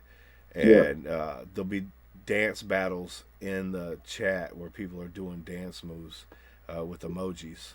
Oh shit. Yeah, It it's probably pretty. gets heavy, huh? Yeah, it's pretty fire. It gets. Yeah, yeah, man. I'm gonna have to crash the party, man. I Yeah, don't know if I got a dance move, but I'll let it crash the party. I have a couple times, you know what I'm saying? You never know, Alan Wayne might pop in. yeah. We do. You could do robot. They got robot. You just put robot face in there and be like, Yeah. Hit on with the robot. They got yeah. a move. They got the moonwalk. I don't know. Maybe they got the running man. Okay, that's Yeah. pretty heavy. Yeah, you could run, and then there's superheroes, so you could just do a superhero move. Yeah, Superman and hoe. Yeah, boy. Yeah, You yeah, already that's a good know. one. Yeah, see, I see how that can be tight. Yeah, Yeah, they got yeah. zombie ones. You could do the zombie. Like, Oh shit. yeah, Yeah, hit somebody with the robot and the zombie. yeah, The Superman and hoe. yeah. Yeah, Sometimes yeah. I be hitting a cartwheel on them and shit. I'm like, oh shit. Good. Yeah. Damn, Uh, that's my fucking crazy. my dude Gary, I think he won one time because he put uh, what did he put, man? Gary, what'd you put, man? It was fucking hilarious. It was like something polar bear and something. Fuck, I can't remember. And I called it like I can't remember. Fuck, Damn. I can't remember. Fuck, it was so funny. Yeah, man. I'm not gonna tell y'all mine in case I pop in. I got one in my pocket. I'm gonna save it. I know ain't nobody done it yet either. I'm gonna win. Let's go, my guy. 7 p.m. Pacific every It Friday. ain't gonna be this Friday because I got a show this Friday. Shout out to Jerry Robinson and Snake Lucci. We gonna tear down the Westport Bowery. Shout out to 93 and Alive for having me. You know what I'm saying? Can't wait for that shit, man. If you're in Kansas City or anywhere near, man, you need to make that trot, man. That's I don't know. Matter of fact, you want to check Eventbrite first because we might be at a sold out situation. I don't want you to waste your gas and shit like that. But you know, if you're in Kansas City, it's worth the pull up. If you're either you got your ticket or not. I'm gonna be in that motherfucker. You know what I'm saying? Right. We got camera crews and all that, man. We're gonna have a movie in that bitch. So come on, come on, come on. That's what I'm talking about. And Stitch just said it was gorilla. It was a gorilla. It was a polar bear and a rooster, and it was Oh shit. a gorilla polar cock. He did the Oh. he hit him with the gorilla polar cock, and I was just like, Oh, yeah. "What? That's a winner." That's game over. Facts. You can't be like anybody else win over that shit. Yeah, that's like back in the day if y'all was playing like pickup ball and shit and somebody got dunked on, you know what I'm saying? Like that's game. You know what I'm Yeah. saying? We just start shooting around now. You Yeah, know we're what just I'm gonna. saying? Yeah, I'm gonna go over here and Yeah. smoke this a little bit. Yeah, Get yeah, myself that's game. together. Yeah, I'm gonna go ahead and get on these sticks. You know what I'm saying? Yo, Get on that's my- hilarious. Yeah. But yeah, dog, that's hard, man. I like that Friday night dance off. Real hippie shit with it. Hell yeah. So, Alan, let me ask you this, man. You've been releasing. You released a lot of music at the end of last year. You're steadily on your grind. What's next in Alan Wayne? Well, besides this Namaste and shit venture, like I said, getting his wings and things taken off, that's taken up a whole lot of my all of a sudden, if you would. You know what I'm saying? But to be completely honest with you, man, I've been I've pretty much in the mastering phase of what I was gonna be calling the demonstration 3. Still counting. It was like a play on 10,000 hours in my demonstration thing. That's almost complete. I'm just waiting on. I got a couple of clutch, and it's rare for me. I usually only like feature with like Camp and some vocalists and shit like that. But I got a feature lined up that's like all of a sudden too that I think the fans would really, really, really appreciate. So I gotta get that. I'm waiting on that to see if that materializes. Whether that does or not, I got something that's real special. So that's basically like in the mastering phase right now. And the thing about it is, that was before this Namaste and shit started doing what it's doing right now. I feel like I've been kind of finished with it for a while, but I know what I got right here. I know, I don't know why I know, but I know I can't just put it out. I mean, I'm gonna put it out, and I'm gonna put it out independent, but I can't put it out the same way I put these other things out. It has to be some kind of other something. I didn't know exactly what that was. I'm starting to kind of get an idea, Okay. but that's done. But see, the gag is, I'm like, okay, so that means wait, right? Well, I really don't have time to wait because I don't want to have a gap in music for the people. You know what I'm saying? There's only, people are they want new shit, and I'm in a highly creative space and shit like that. So lo and behold, the conglomerate. That was a joint venture when I did that 10,000 Hours album. I recorded that whole thing up in Omaha. Came home, I got Rebec mastered and shit, put the final polishes on it. Well, they hit me up out the blue again, and they wanted to do this kind of like a group thing. I'm kind of down there doing like some extended feature work. You know what I'm saying? And a lot of that shit. And I went there for a night or like for 2 nights, and I plan on like doing like 3 bangers. And I did like 7 songs. You know what I'm saying? And them shits is dope as fuck. So hopefully I'll be able to be sneaking that out here real soon. You know what I'm saying? Me and a couple of my Omaha compadres, you know what I'm saying? Alan Wayne and the Glitch, you know what I'm saying? That shit's gonna be hard as fuck. But that's kind of like something like that's kind of got a brain of its own. I'm only saying this I'm only saying this analogously because you would understand it and people in this chat understand it. Whatever is going on, just because I'm not explaining it very well, whatever Tech Nine was to like the Road Dogs, kind of, you know what I'm saying? Kind of one of those situations with my Omaha camp, you know what I'm saying? Like, I'm kind of just sprinkling that shit, you know what I'm saying? Lifting up the ideas, and you know what I'm saying? Because they some real beasts down there. My producer, who produced like all 10,000 Hours, who's going to be producing, who produced a good chunk of this new shit I'm talking about. He's an artist as well, and he's kind of flourishing in that lane on there too. So, I'm just glad to be a part of that, watching them grow and shit. You know what I'm saying? And that'll, it'll fill that space in between whenever I putting this shit out. But like I said, fast forward to the right now, that all of a sudden this Namaste and shit thing is growing such wings so fast that we might be having to go ahead and put this thing that was once going to be called the Demonstration 3 will be look at that right there. Already sending that shit. Week 2? Yeah. So this ain't even I don't know if you have to see that. That's the Namaste branch. This ain't even LLC, man. Let's go. That's official shit. Oh yeah, man. We on the that it. That. Yeah. That's our shit there, man. This is real deal, man. Congratulations. Yeah, man. Thank you guys, man. Thank you guys, man. For real, for everything. But so yeah, this is kind of changing a lot of things. So I don't know exactly what's gonna happen. But the good thing is also, there's a lot of I should have segued to this. Just because whatever I talked about can't come out and it has to be put out differently. I mean, put out differently as far as when it's released all the way to the masses. However, we shooting videos for a lot of that shit. Like even like the Hot December, that's included in that collective of the album I'm talking about. Okay. When I don't know if you saw that shit when I was out at the mall out here, and they got the shooting and shit, and we was on. Yeah, we were filming out there, and that's for that project. And as soon as we done editing that, we'll put that out. Like, so I got shit coming. So there's really not gonna be a pause. But as far as me releasing something, the next drop I got is gonna be different. It's gonna hit different. We're gonna be in different energy, man. And it's like that. You know what I'm saying? That one day, someday might not be so far away. You know what I'm saying? Like, we getting close to something. I don't want to claim one thing or another thing because I don't want to put whatever that is in a box.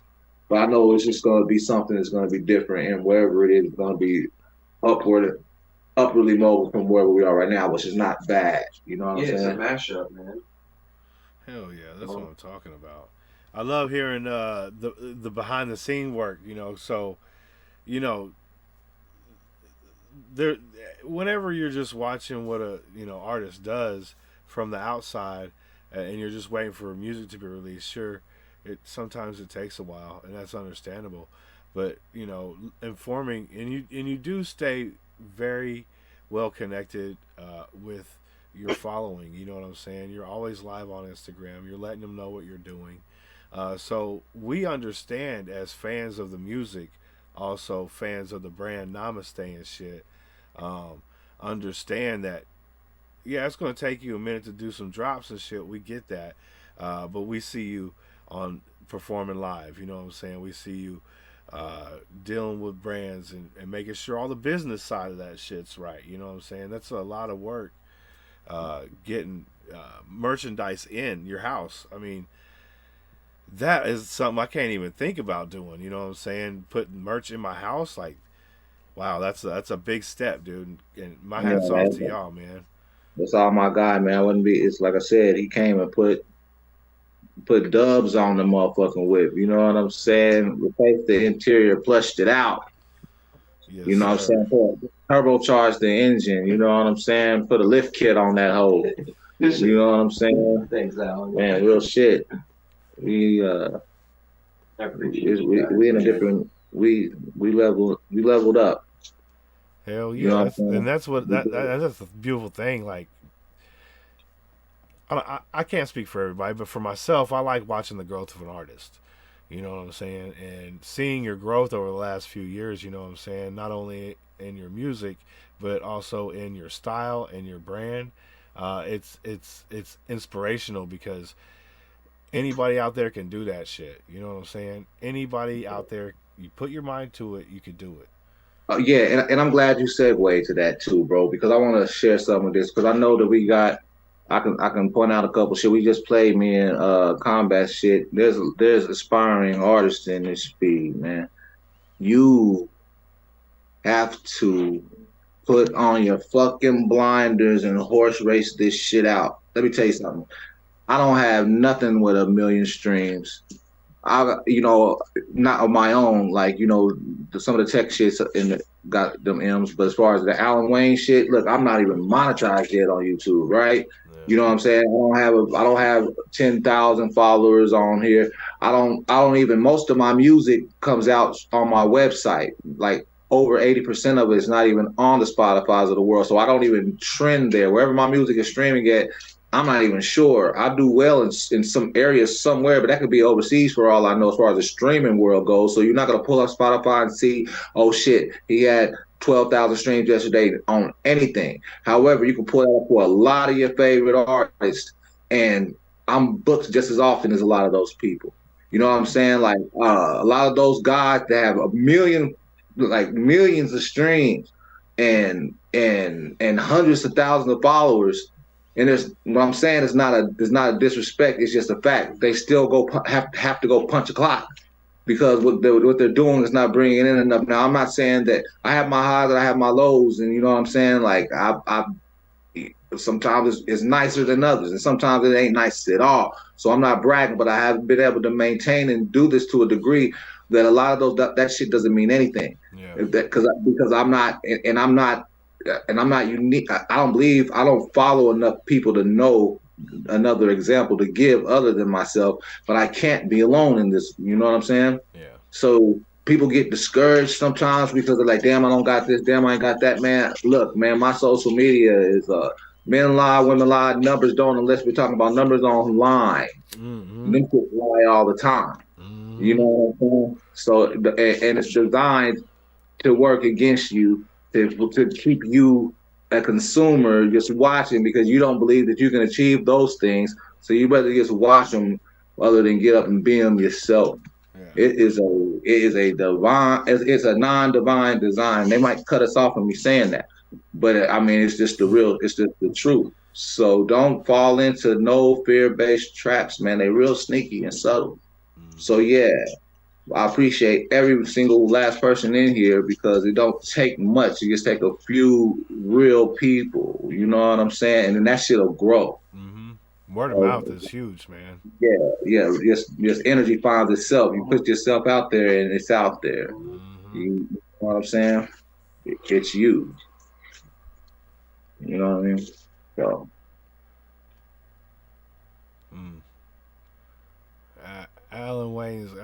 I've known some people that messed around with SoundCloud and stuff, but you're producing more than most on there, for real, for real. Yeah, I mean,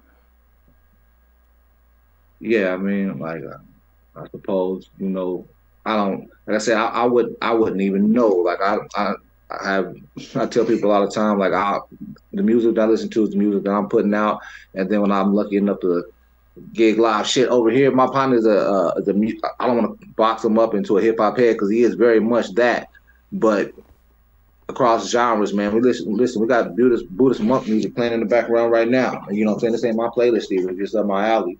Yeah, I've listened to more rap music over here, walking in these doors in the last couple of weeks than I have the last quarter of 2023 easy. You know what I'm saying? Yeah. So because I can't pay attention to anything else that's going on. Especially when you get into, creative, an album making mode, you're just like, I'm not going to be influenced, when I'm making my material. This has got to be 100% me, and I think that's the most authentic you could possibly ask for, as from like a fan base. You know what I'm saying? Like if I'm gonna be like, oh, I believe in what you're doing because I believe that you believe what you're doing. You know what I'm saying? It ain't an image that you're trying to personify. It's like, here's my life in a fucking in song form type shit. Yeah. Real shit. I wouldn't trust many people to operate on vibes, but Alan Wayne seems open enough. He's making it work. Hey, that's what's up. Yeah, man. That's what I'm saying. Shit. Yeah, man. I trust invisible shit more than shit that I can touch and feel, man. You know what I'm saying? So I live my whole life is based on vibrations. You know what I'm saying? Literally and figuratively. Yeah, man. It's important to be on that fucking vibe. Like, we've had this conversation before where, auras play a huge factor in what, how we look at the world and shit. I totally believe in that shit. Yeah. There's never been a time where I didn't follow my intuition and then I didn't regret that. You know what I'm saying? My intuition has never failed me. I felt it several times by not trusting it, thinking it was just me. Right. You know what I'm saying? That's the problem. You know what I'm saying? But I don't know if I'm gonna go there. But yeah, man. If you got but honestly though, but I do feel what you're saying though, because like it's from the outside looking in, and just based on the laws of the land, if you will, it's risky to move like that.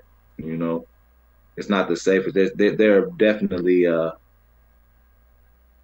more practical means to maintain, shit, everything from your livelihood to your sanity. You know what I'm saying? Mm-hmm. So definitely like ain't for everybody, but yeah, every opportunity that I've ever had, everything, I wouldn't be sitting here right now with you if it wasn't just for my gut.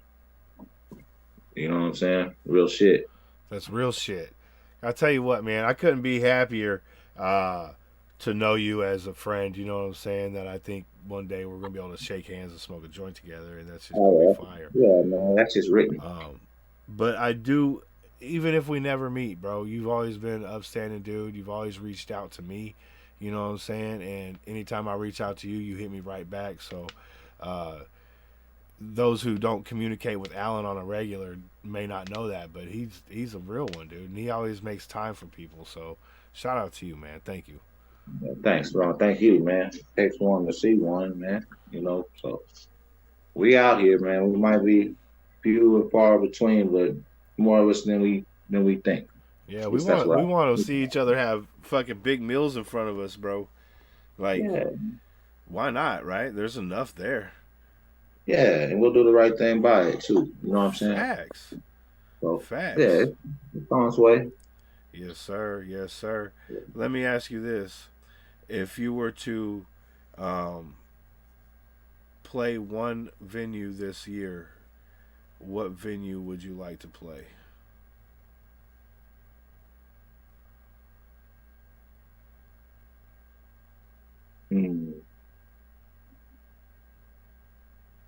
I want to, I'll give you. I want to give you two answers. Okay.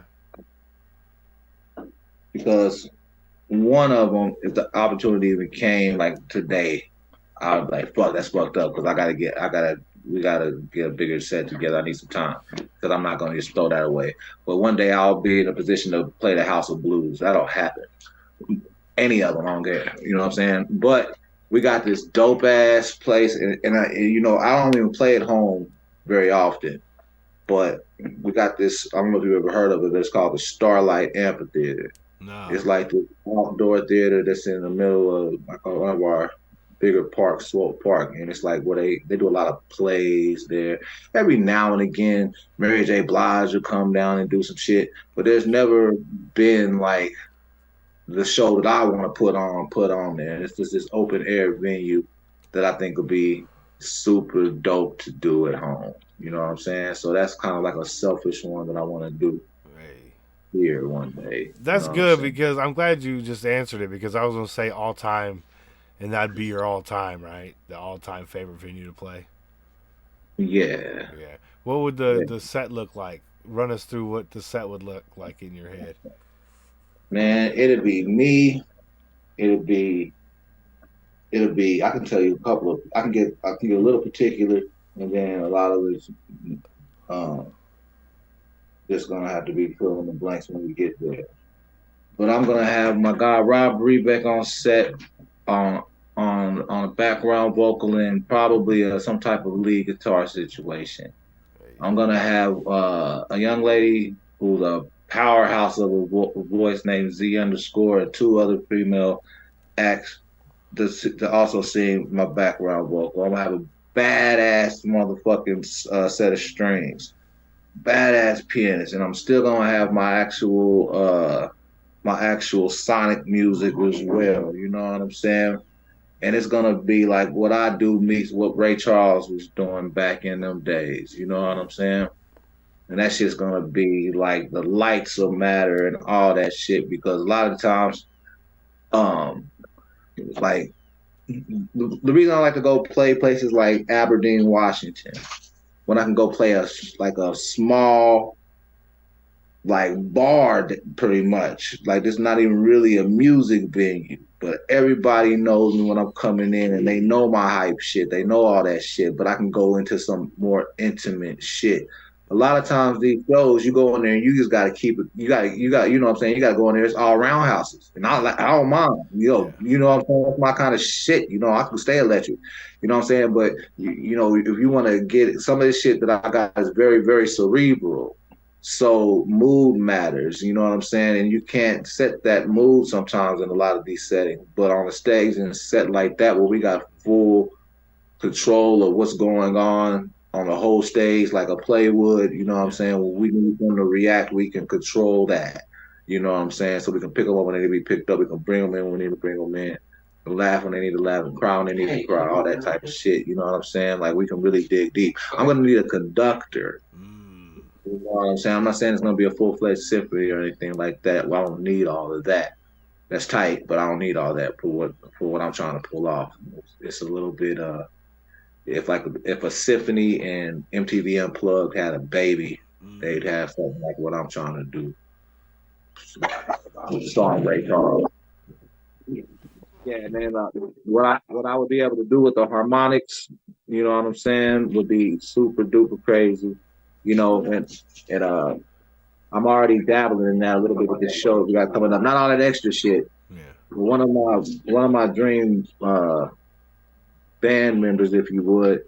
She sings on a couple of songs on my new shit. She's gonna actually come and she's gonna pepper up my whole set down here. So we're gonna do something elegant for this show here. You know what I'm saying? It's gonna be super gangster, but I mean it's still Valentine's weekend, so we're gonna do something a little different. It's gonna be some sexy hippie shit. Like it's gonna be dope.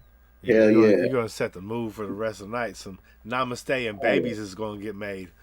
Yeah, that I mean. Yeah, and we still gonna tear the roof off that motherfucker. I'm still gonna close with the circus. You know what I'm saying? You got to. And she gonna rock that with me too. I'm telling you, man, this shit's about to give. You'll see, man. That show that I'm talking about, whether it happens where I just said it'll happen or not, but it's gonna happen. Oh, You know what I'm it's saying? gonna happen. It's got to set the mood, because you got the female and the male vocals. I think that's the key, especially on the romantic shit. You know what I'm saying? Yeah. But not the thing. But it's ironically, this shit is all gangster that I'm gonna go up there and do. You know what I'm saying? It's really it just happens to be on Valentine's weekend, so it's gonna be kind of tug of cheek. She's a whole fucking she's like operatic, bro. Like she sung she's on 2 songs of mine, and we were in this when we were in the booth. She hit this high note that's barely even there on the song, but I was there when it was happening. I never seen like, and to this day, I've never seen like glass break. Like you can hit a high enough note that a glass will shatter. I know that's a real thing. You know what I'm saying? I've never seen that, but she hit a note that made the fucking thick ass soundproof glass in that booth like shiver. Wow. You know what I'm saying? Like she's like I said, she's a very, very special instrument, man. Wow. And so we're gonna do something that's like, it's gonna be a little bit left field, even though it's served on a very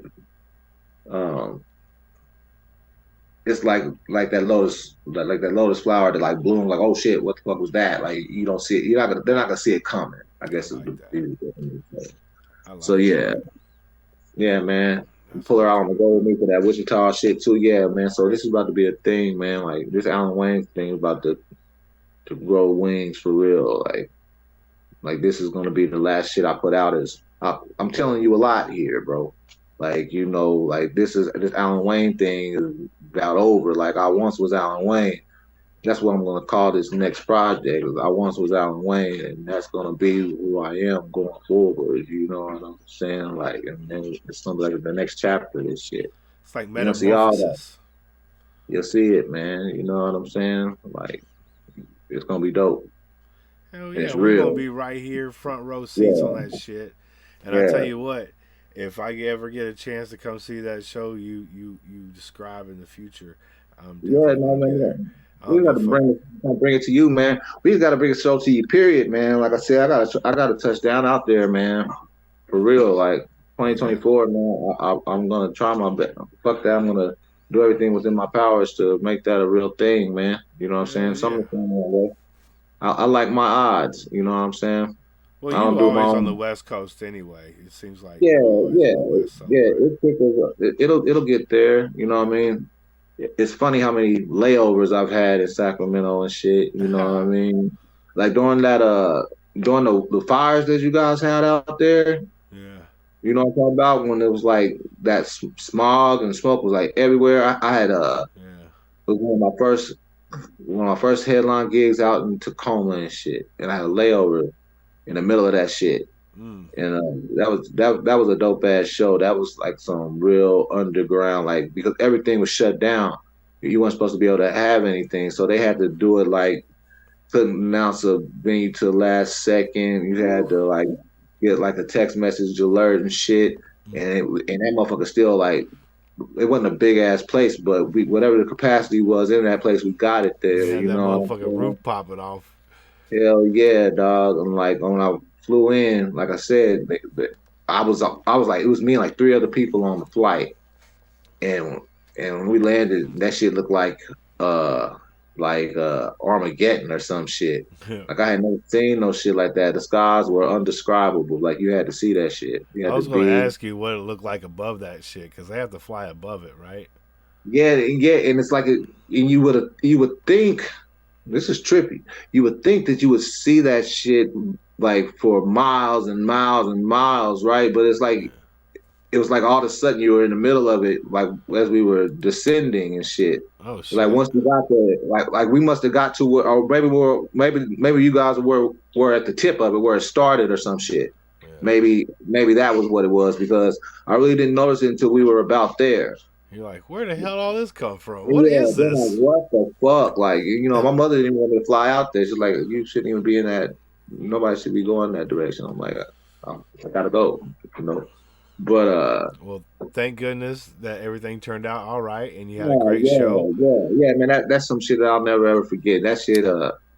Like I don't do speeches and like y'all got something to say real quick. I don't do much of that type of shit, but like I had to say something for that show, like because like that was some really like some underground historic shit, like back in the roaring 20s when like the prohibition when shit was like alcohol was banned and they shut down all the clubs. So Yeah. you had to knock on the back door and know a code and shit like that, and they would get performers to come out like some real like that was we was on some real pirate underground shit like it was a whole different time. Like they tried to shut us down. We said fuck that, we're gonna rock out anyway. Yeah, what You you know gonna what I'm do? You saying? gonna take us all?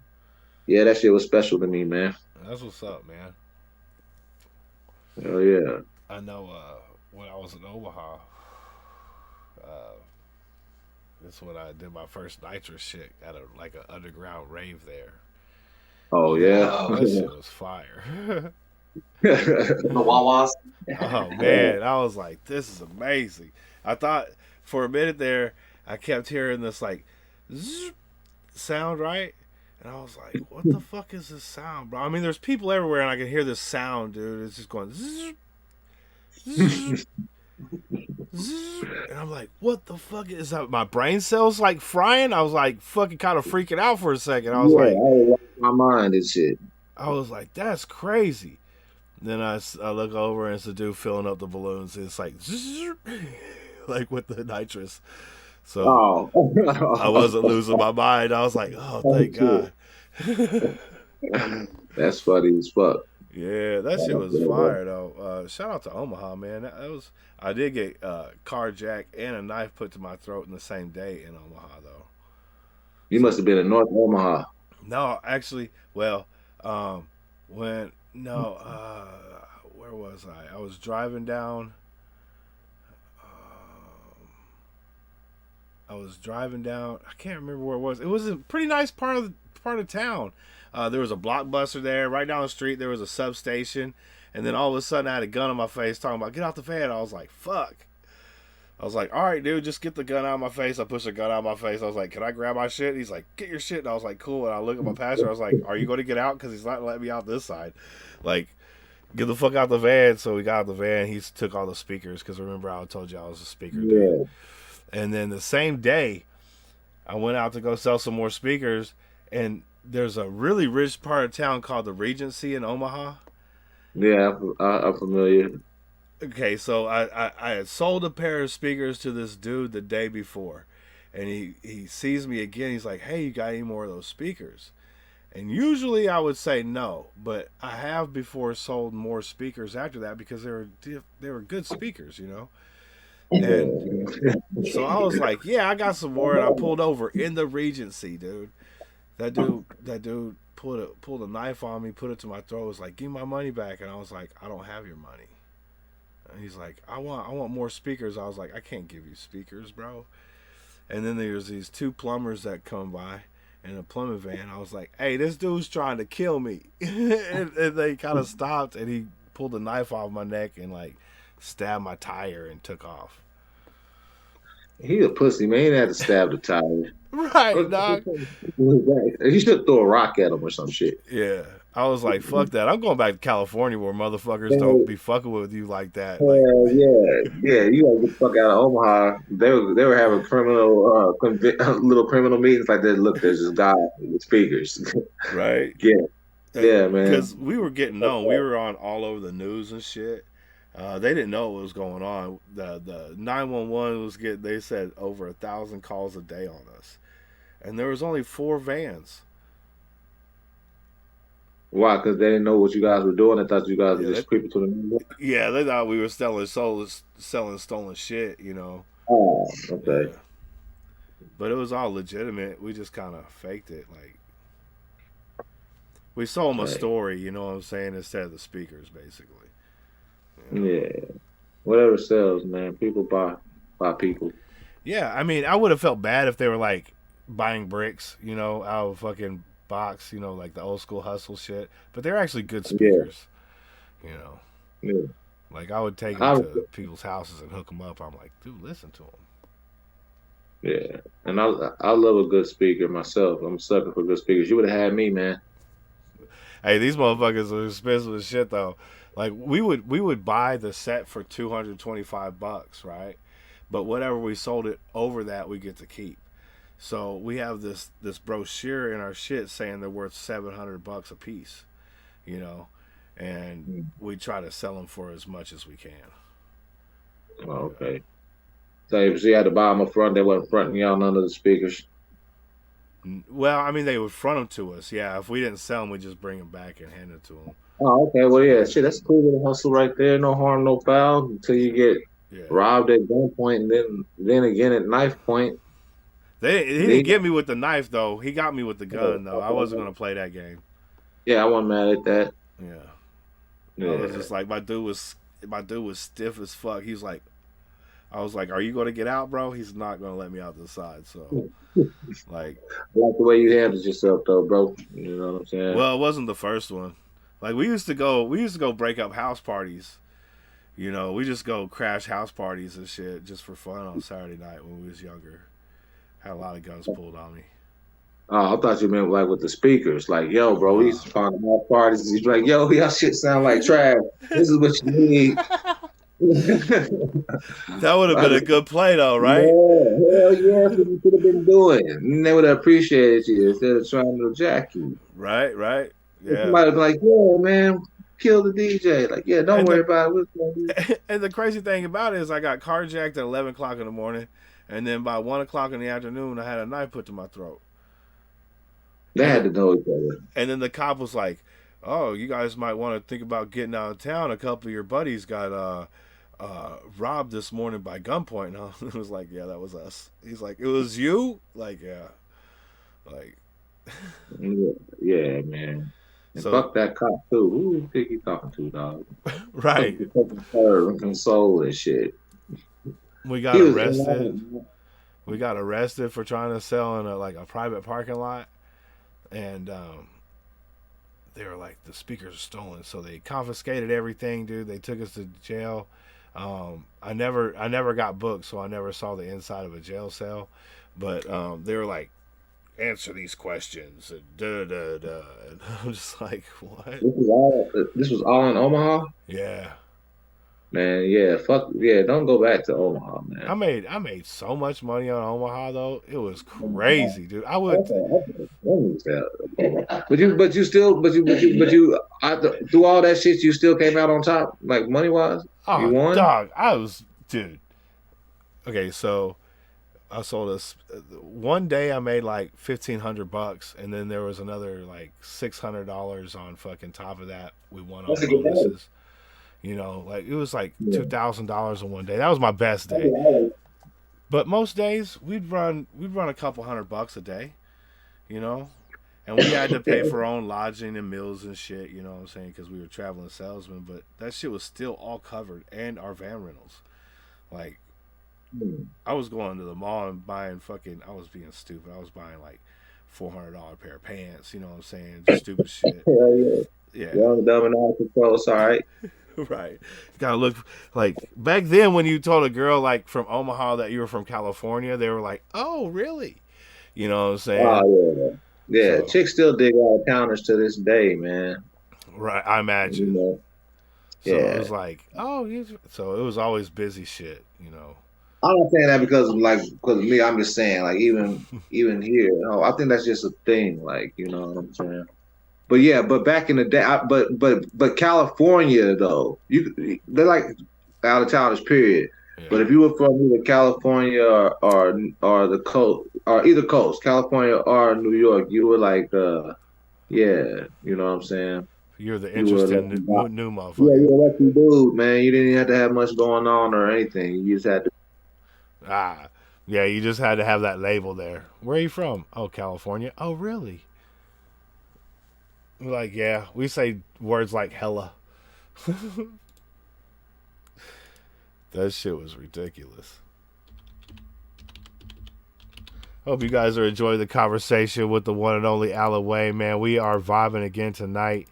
You're right. That circus is nostalgia. That is facts. In fact, you want to play that song? You want to play that song? Osu, you want to play that song, bro? Yeah, we'll play that shit, man. Dun it, dun it, dun it, dun it. That shit go crazy.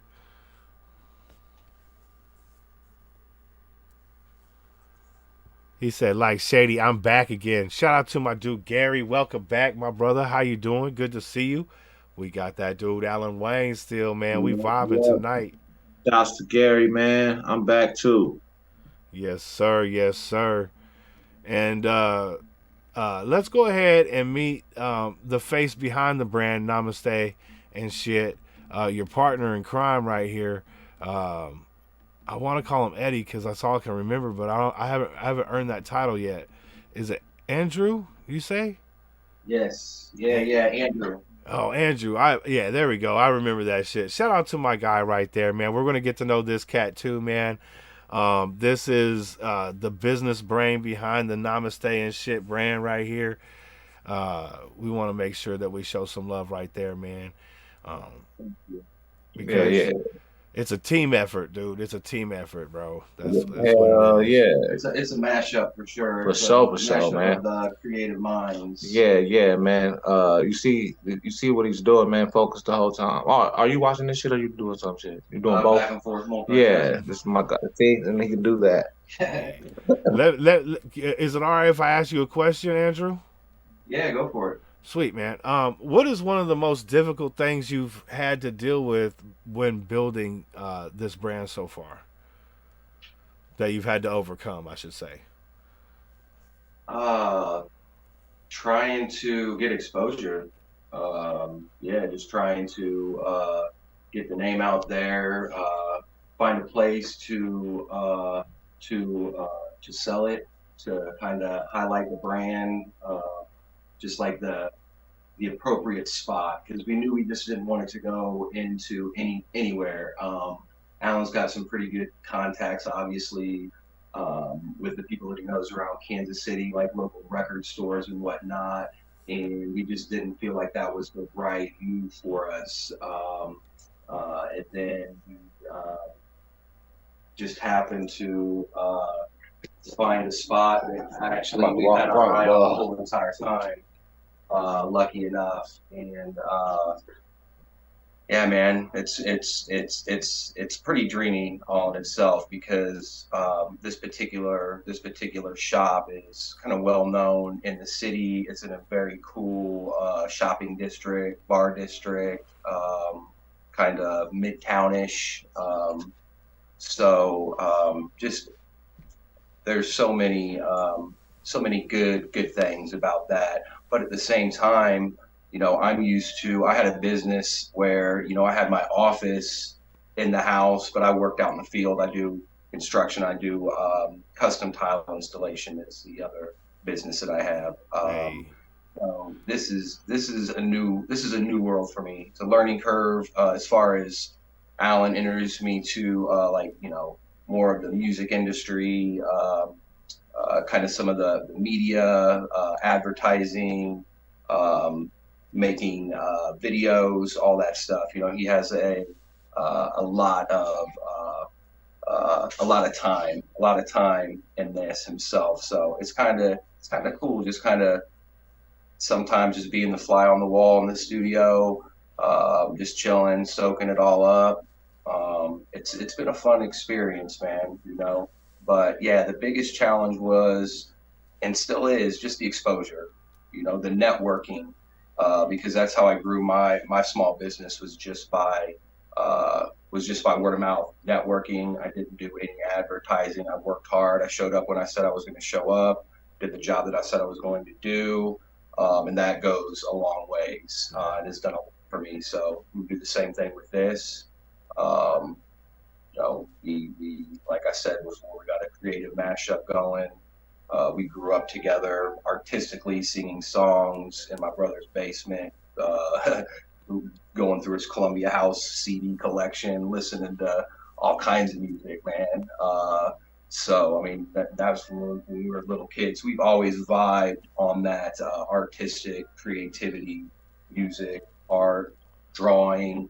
I mean, you name it. We've always been doing that stuff, man. From playing basketball to, drawing cartoon characters in 5th grade. Like, it's all evolution, man. This is, evolution at its finest, man. That's fire, bro. And that above you is that one of your drawings? That is actually my little brother's drawing. He is extremely talented as well. That's He's very fire. fluent. Yeah, that's actually sketch. So that's not a pencil. That's actually it's a blackboard, and you actually scrape it, and that's how you get the different textures. And so it's it's pretty sick. But That's fire. we all there's a lot of creative energy in this. Yeah, man. That's what Yeah, I'm man. talking about. Yeah, You mind if I ask you one more question? Yeah, absolutely. How is it working with your best friend? It's not even like going to. It's not even like going to work. Yeah, it's exciting to get up and do this, man. This is like I said, it's dreamy. There's sometimes where, like when we're walking away from this brick and mortar, kind of looking at each other, goosebumps, hair standing up. Like, is this really happening? It's like, man, like best friends, known each other since 3rd grade, middle school, high school. First girlfriends. I mean, we've cried together, we've laughed together, we've everything, man. You name it, we've been through it. So, yeah, man, this is good to experience something this big on this level with my best friend. That's fire. That's fucking amazing, man. Shout out to y'all, man. I really do wish y'all the best of luck with this.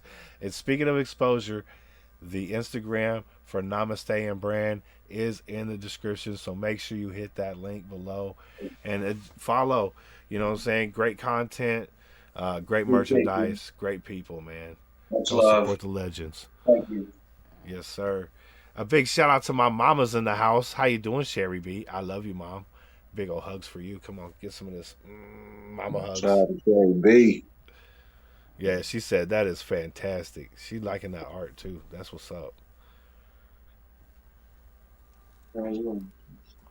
I'm glad you don't have to work tonight, man. Get that hip better, my guy. That's a fact. Hell yeah. Cause my dude Gary, he got to put the moves down. Bow. Yeah, you man. can't do that with one hip. Yeah, I mean, he you need can. both his hips. We went over this earlier. You kind of just moved to the side. Yeah, but after giving it some thought over the time we've been on this interview, man, you were right. He needs both his hips, man. Yeah. I'm saying Gary got a reputation to maintain out this Right. bitch. You can't be like, oh yeah, get that Gary that only used one hip. Nah, I'm good. Nah, nope. Ice that bitch down, man. You got work to put in, Gary. Yeah, I got a hamstring that I'm overcoming too. So, Work. Yeah, man. I got an ankle that don't give a fuck about me, man. see. But Yeah. but it's not easy. I'm gonna wrap that. I'm gonna start wrapping it up, man. The problem is, man, it'd be good. Should be just fine, man. Yeah. And then it ain't no more. Well, You know that's what I'm saying? that's damn shame because you don't do anything like specific to fuck with it. Yeah. No, I mean, I'll be working out and shit, and everything's fine, man. You know what I'm saying? Like, I'm good. Like, I had to save a basketball the other day that my little man got stuck in and I was able to jump, land properly and shit, get it out of there. You know what I'm saying? I'm so proud of myself. Nice. Yeah, my shit was cool. But then, like, today, my shit didn't give a fuck this morning, man. But I still made it to the gym and actually, and you were talking about the elliptical, that shit helped. You know what I'm saying? Okay. A little bit of moving that bitch around. And You don't and think it it's- might be like the way you're sleeping, your foot be like placed or something? I'm pretty sure I know where it comes from, and it's just like for I think it's like a degenerative bone that was caused from medication I was prescribed a long time ago that I was allergic to. Oh. And it can build your bone up, and you can't grow your bone back. So I just think it's going to be big spots and shit. You know what I'm saying? Damn. I'm sorry to hear But, that, bro. Yeah, no, it's all good. You know what I'm saying? I'm still fast as grease lightning, and you know what I'm saying? I just move slow. Yeah, my dude be out there still hitting the fucking raps on stage. You know what Oh I'm yeah, saying? man. I feel flawless, man. Gotta Yeah, be. that's what I'm Gotta be. talking about. So Yeah. let me ask you this: if you were to have a different profession other than um, doing music, or let's say you were in a different genre, right? You were you wanted to do a different genre of music. What would that genre be other than hip hop? Man, it's hard to say because I mean by if you listen closely, I'm really really good at what I do, and sometimes it's barely rap. You know what I'm saying? It's almost anti-genre Yeah. a little bit with a rap undertone, rap foundation or some shit. But Okay. but if I were to do something, my wings will continue to spread, man. You know what I'm saying? This shit just getting started. You know what I'm saying? So there'll Yeah. be more of me to unravel as far as that goes. Yeah. So I can reach for shit, but those are there's gonna be there's only a few lanes that are a few genres that my lane won't intercept eventually. I always put it that way. You know what I'm saying? Yeah. So whether it's me uh, as a lead artist or the person behind the pen or however you want to put that, you know what I'm saying? Like I got more in me than is even in my genre, Okay. you know. Okay. But I'm feeling you on that. but I have what I feel like is a proper answer for you. Okay. Before I was even knew I could do this, I since I was like 5 or some shit, I was able to play the piano pretty well. You know what I mean? I got good. You know what I'm saying? I never had a lesson and shit like that. And I always said one day, like once I'm sitting down in my retirement or whatever the fuck that means, I'll get some piano lessons just for my own joy and just play for myself. You know what I'm saying? But my first musical talent was the piano. Mm. You know what I'm saying? Like I was good enough to play like for school functions and shit like Yeah, he that. used to. You know what I'm We'd saying? be on three-way calling, and he would play the Peanut song. He could play the Peanut song like it would like literally just like on the Peanuts, like for real. It That's was it was so pretty fire, cool. dude. So I didn't graduate high school, but I did get my GED. And during my GED graduation, we had them play the Peanut song when we was coming in. Hell yeah! Hardcore. Yeah. So Fucking tight. my Fire. first musical love was really piano. So I'd be doing that, but I don't yeah yeah yeah, I think that's the best answer. However, I said everything that I just said. You know what I'm saying? I still hold on to that I said before. I said that piano shit. Hmm. And however, like don't get me wrong, I can hold a note or whatever the fuck. But if I could sing, if I had the male version of the voice that my homegirl Z has, oh man, I wouldn't even have a chance to sing professionally because I'd be too busy singing to myself all the time. When That's I what. accidentally when I accidentally hit notes like in my own lonely time in my leisure, you Mhm. know what I'm saying?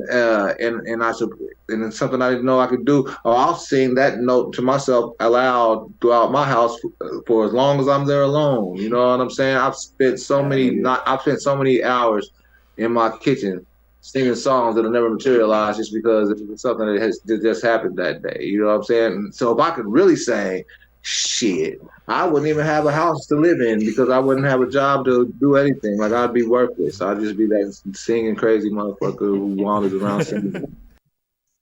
You know, that's what I would do. I'd sing the songs I want to That's sing. probably the best You answer ever, though. know, that's Oh my really god, bro.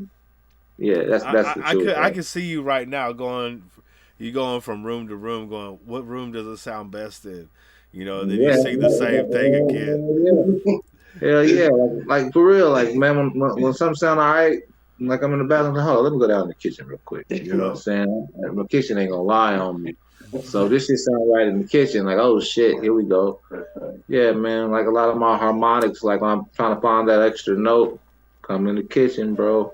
You know, walking around, cooking up something, literally, or Just pacing because that's what I do sometimes and shit.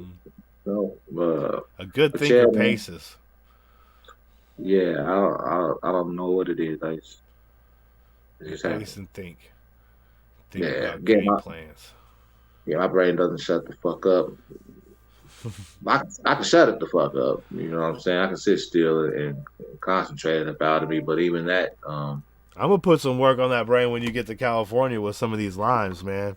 We'll see what we do with that motherfucker right there. oh yeah, man, don't threaten me with a good time, bro. I'm not afraid of that. I'm telling you, bro. I'm more right now too. Don't try over there smoking. I ain't smoking like I won't smoke and shit. That's how the temptation is real. The Yeah, temptation is real, my guy. Hey, how y'all doing out there, man? I know it's getting late on the East Coast, and we're gonna be wrapping it up soon. But if you guys got any questions for my dude Alan Wayne, make sure you get them in the chat before we wrap this up. And if you smoking, let's smoke. My mom's here. I know she's not smoking. Maybe she's not here no more. But oh, there she is. There she is. Hope you do good, Alan. Take care. Hey, that's love, mom. That's thank what's you, up. thank you. I appreciate you very much. That's your mother? Yeah. Oh, okay. Yeah, man. Miss Sherry B, your son is one of my favorite human beings breathing. I'm not just saying that because you're on here either. I'm telling you, so I'm kind of saying that because you're on here, but I mean it. Even if you weren't on here, I feel that way. Hey, that's love, man. I appreciate it. And likewise back to you, man. It's You raised a always a good good boy. time. You're quite welcome. Hey, that's what's up. I love you, mom. I will text you good night, and I will probably see you tomorrow. So get some good rest. Good night, mom. I love you. Yo. Yo, I appreciate that, Gary. You one of a kind too, my guy. I don't know nobody that smoke like you do, man. Like Snoop would have a hard time keeping up with this guy. We'll be in a live stream for 3 hours and he smoked fucking 10 dabs and shit. And I'm like, dude, Hey, Gary? yeah, 15 dabs. Like, I'm like, that's crazy. Yeah, I know a guy like that. Those guys are fucking animals, bro. Facts. He's in that And I'm like, Pacific Northwest. So, hey, yeah, you up there all the yeah, time, my guy. yeah. Shout out to the PN Dub, bro. That's literally my home away from home, man. Shout out to all the Washington, man, all the Oregon, all that, man, all the way down to the Idaho now, man. Back Yeah. down, you know, That footprint getting bigger, my guy. it sure is, man. We're gonna keep it going. That's what I'm So, saying. You get time after the interview, could you give me a call? Yes, absolutely, Monk. Absolutely, bro. I did see you call me yesterday. I was at the Super Bowl party, partying it up. I was like, yeah. Shout out to KC again for bringing home the W. You know what I'm saying? Well earned. It was not a game that was like, oh, if the ref would have. No, it was none of that. You know what I'm saying? It was a clean ass game, hard fought game, man. Shout out to both teams, man. Shout out to the Niners for even getting there, man. yeah, man. It's just like, yeah, it sucks. Like it's like the Jordan era. You know what I'm saying? It's a lot of really great Hall of Famers that just never got that ring because they just ran up against that Jordan era, man. Yeah, Like, all you you know, gotta do is ask Barkley about that. You know what I'm saying? yeah. Yeah, man, poor Josh Allen. Like, you know, poor kid, what's Lamar Jackson, poor baby. You know what I'm saying? Like he did in his second or third Super Bowl. I'll tell you one thing. I know how San Fran rocks and shit like that. But San Francisco doing all that Lamar Jackson shit, they should have thrown a whole bag of money at Lamar Jackson. Lamar Jackson on the San Francisco 49ers would still lose to the Chiefs, but so I guess never mind. Y'all got the same place with Brock Purdy. Never mind. Shanahan knows exactly what he's doing. Who do I think I am? You know what I'm saying? Touche. Yeah. Touche. I think you have a play there. You know what I'm saying? Though, if you think it all the way out, I think you're right in both instances, which is crazy because it's hard to get two rights. You know, it could have worked out either way. You know. Yeah. But I think you're right. It's probably better this way, less of a hassle. You know. Right. Yeah, you save some money on the back end too. Right. Exactly. Yeah. It's, Plus, yeah, I wouldn't be able to call him the Brockweiler. You know what I'm right. saying? Yeah. Yeah. I trademarked. I gotta trademark that shit. Ain't nobody else say that shit. Yeah. You better you either trademark it or stop saying it before somebody hears you and runs away with it. Right. Yeah, but no, man. But you know, style points matter, and Brock Purdy is kind of like a cool dude. You know what I'm saying? Like that's why I fuck with him. Like Josh Allen, he's a talented guy. He's just not like my kind of guy. Like I don't want to go to his cookout. You know what I'm saying? Like per se. I mean, you can't judge a book by its cover, but maybe it's just because it's so fucking cold in Buffalo or some shit. I don't want to fuck with Buffalo. Maybe that's what it is. But you know what I'm saying? Snow is a deterrent, my guy. Yeah, I'll smoke a blunt with Brock Purdy. You know what I'm saying? I don't want to smoke with Josh Allen. No, I agree with that. Yeah, we gotta have Samuels out there too, because I always want to smoke some weed with a dude named Debo. That'd be amazing. Yeah, you got a point there. I never thought about it like that, but now that you say it out loud, I want to smoke weed with a dude named Debo too. No homo. Facts. You know what I'm saying? Facts. Gangster. Yeah, here's my joint, Debo. I want to say that to a big ass nigga named Debo. I'm like, my bad, bro. You know what I'm saying? Chill out, Debo. And shout out to Lester, man. R.I.P. You know, Debo. That motherfucker. Oh yeah, man. Yeah. Boost. You know what I'm saying? That's legendary shit right there. Yeah, I remember them days, man. We was fighting Hulk Hogan now. I think he had Queen Sherry with him at one point. Facts. Yeah. That dude hella funny too. Yeah, man. Damn, I can't believe I remember that shit. Oh, man, I'm gonna enter my photographic memory into a contest, man. You gonna one day maybe like write a memoir? I can't. That'd be tight, right? But I can't organize my thoughts well enough, man. Like I've tried to, not even that. Like comparative, I've tried to do creative writing that's like that's analogous to said memoir, and I can't start anywhere. Or I'm just not the person for it. You know, sometimes somebody like close to you got to write it for you, and then you got to proofread it and see what you think, and boost yourself up, like make yourself way cooler than you were. You know what I'm saying? Like I don't want to do that. The whole I caught a fish this big thing, but it's really this much of the fish. Yeah. I want somebody to write my story so I can, let them know how that fish too small. You know what I'm saying? Somebody write my story right now when they get to this chapter, like 20, 30 years from now.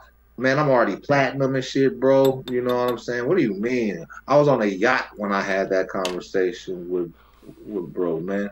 And he was in a helicopter and shit. Sounds like how he can get actually in the air. Man, you gotta get the story backwards. You know what I'm saying? Let me tell my story the way I see it. Maybe that true E Hollywood story that shout out to Charlie Murphy, another great gone, man. Man.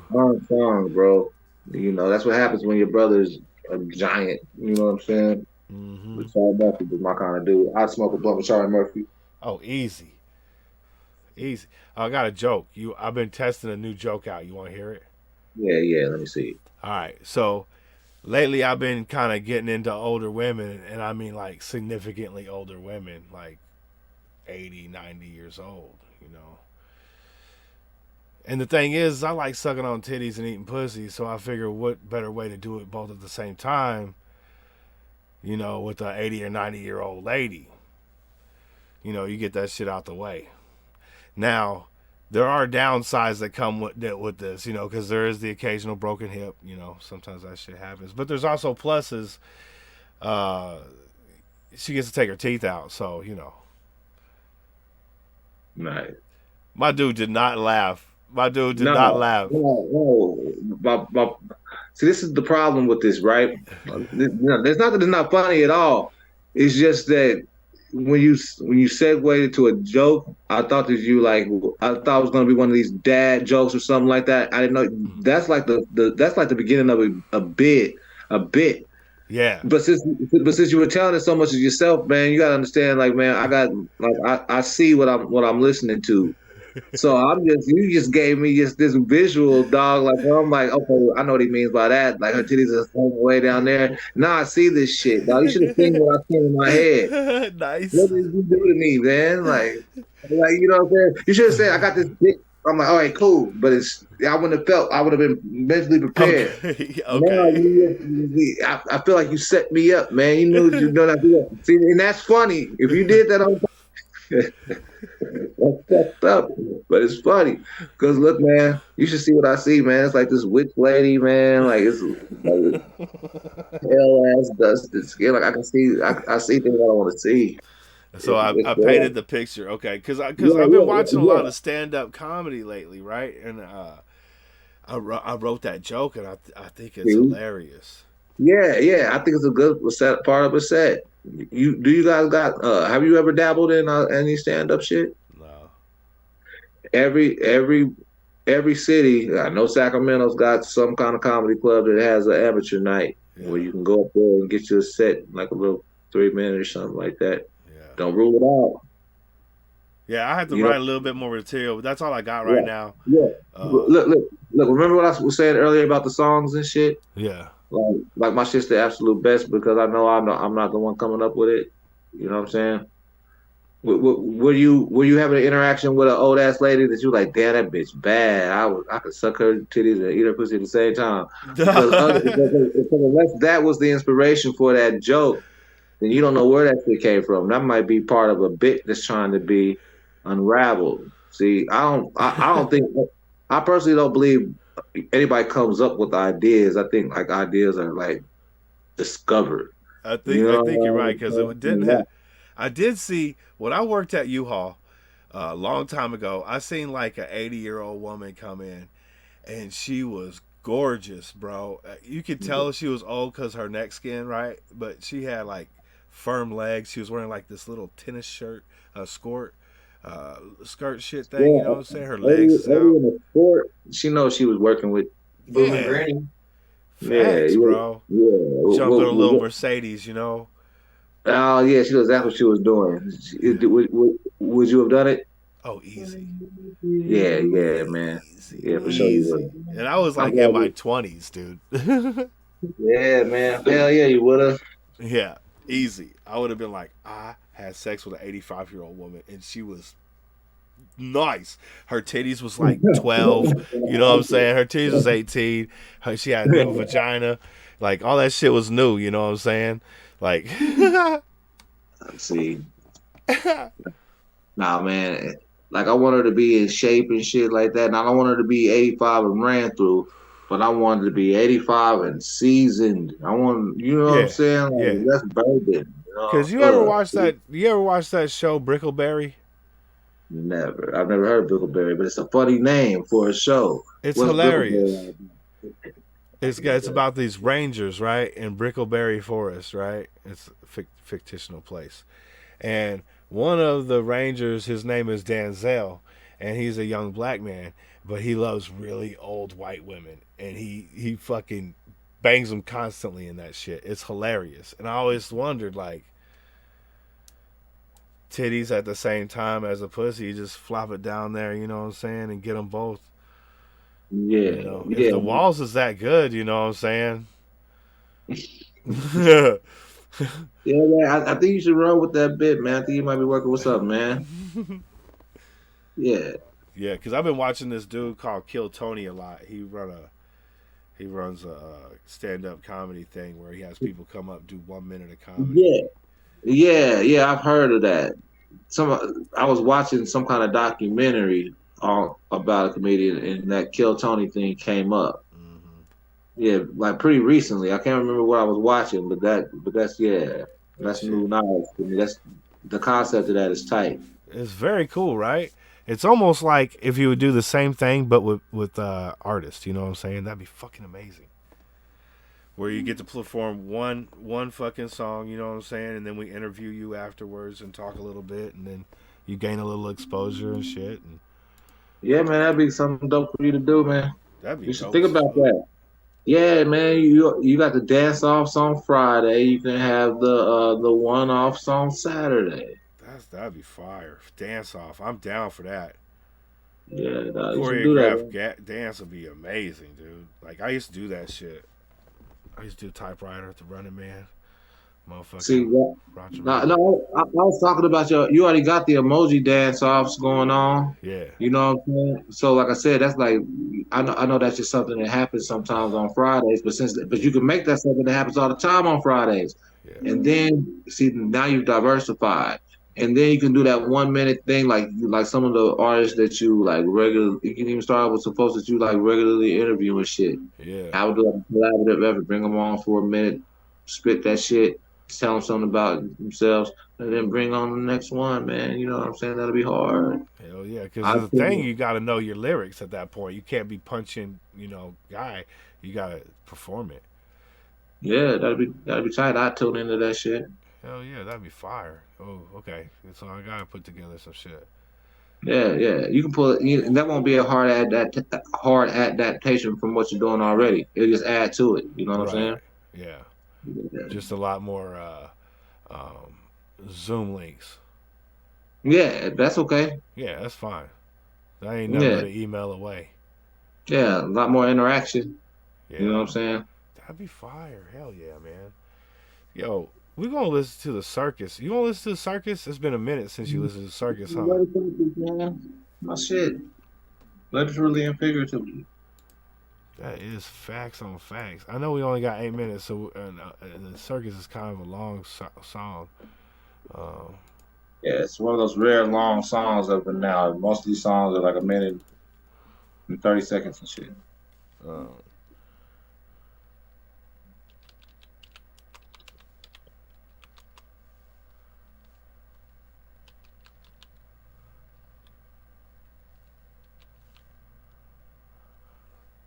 it says Circus World. That's hilarious. I forgot how to spell circus there for a second. I'm just seeing what Gary said. Why always got to be the big dudes with the name Debo? Yeah, I ain't never known a little Debo. That's a fact.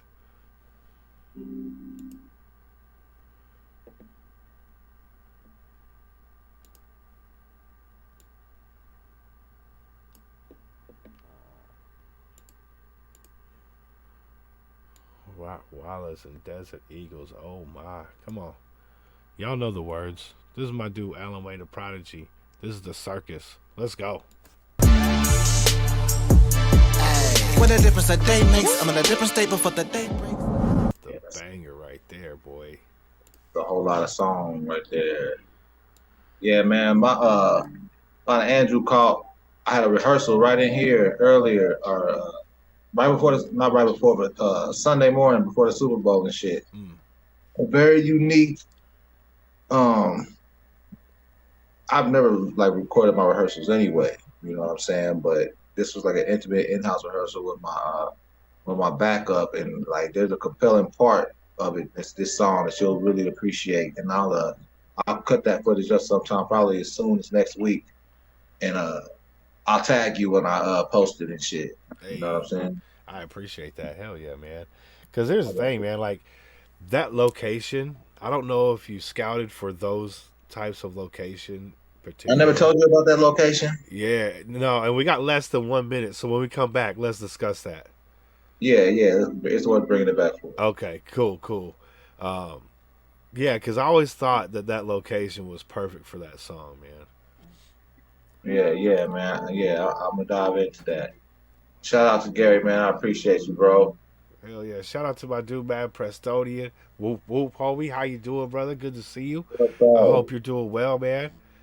We smoking on that motherfucking sour diesel. No, this is Blue Dream, but still, you know. It worked. Yeah, that do it. What was it again? You said Blue Dream? Yeah, Blue Dream. That's like purple cushion, Blue Dream. Almost. Anyway. Yeah, let me make sure, because I think it is. Hold on. Yeah, Blue Dream. Oh, it said you don't get to say, motherfucker. That's hilarious. These things are powerful though, dude. I enjoy that shit.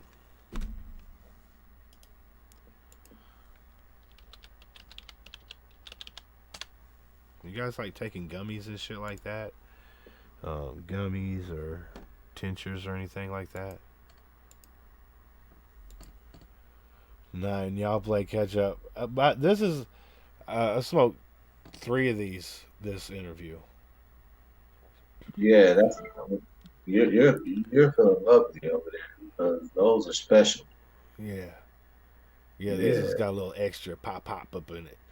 Yeah, you lucky, devil. We're smoking good over here too, though, man. I'm not hating on us. Oh, your eyes is telling me yes. Your eyes, Yeah, man. your eyes are low. Like shout out to my dude, eyes low. Oh shit, they is a little low, huh? Well, I'll be. Who would have thought? Who would ever knew? Oh man, so the location for the circus, man, that was literally a fucking dream come true. Again, something that I had spoke. I can't even talk about. I spoke the shit up into existence before we shot it there. Let's just put it that way. But I gotta go way back, way back. Now, you know me, Alan Wayne, Kansas City, Missouri, through and through. You know what I'm saying? Can't nobody ever test me or challenge me on that. Yeah. Well, I got to Kansas City when I was like 5 years old, like 5.5ish. That's when my pops got tossed away, and we landed here. I've been here ever since. Right? I was born on Air Force Base in a little place called Rantoul, Illinois, that was outside of Champaign. From that cradle age to about maybe 2ish or something like that, we were in Wichita again on an Air Force base, back and forth between Kansas City because we had family up here. You know what I'm saying? But by the time I was 5, I was up here full time. Anyway, Wichita, where I happened to shoot that video, I can remember being a kid and they had an amusement park called Joyland. You know, it was like their little baby version of like a Six Flags and shit like that, right? I can remember that shit. This memory I didn't had it since forever. You know what I'm saying? And I was reading like 3rd grade books when I was like 4 years old. So I knew the word roller coaster. For some reason, I knew that it was funny that the roller coaster was just called the roller coaster. It didn't have a name for it. Shit like that. I remember that as a kid. I also remember they had a haunted house ride that was not for kids. Can I believe my mother let me ride that motherfucker? I had reoccurring nightmares about that motherfucker for years of my life. Right? So anyway, since we cold. It's like since we were in Kansas City, like I said, like 5, I never went back. You know what I'm saying? And I always remembered that place. And then I remember just somehow in life, I remember hearing about it getting tore down. You know what I'm saying? And then, once I got back active and shit like that, I was like, I don't know what, man, but I would love to find an opportunity to go shoot something at what used to be Joyland. You know what I'm saying?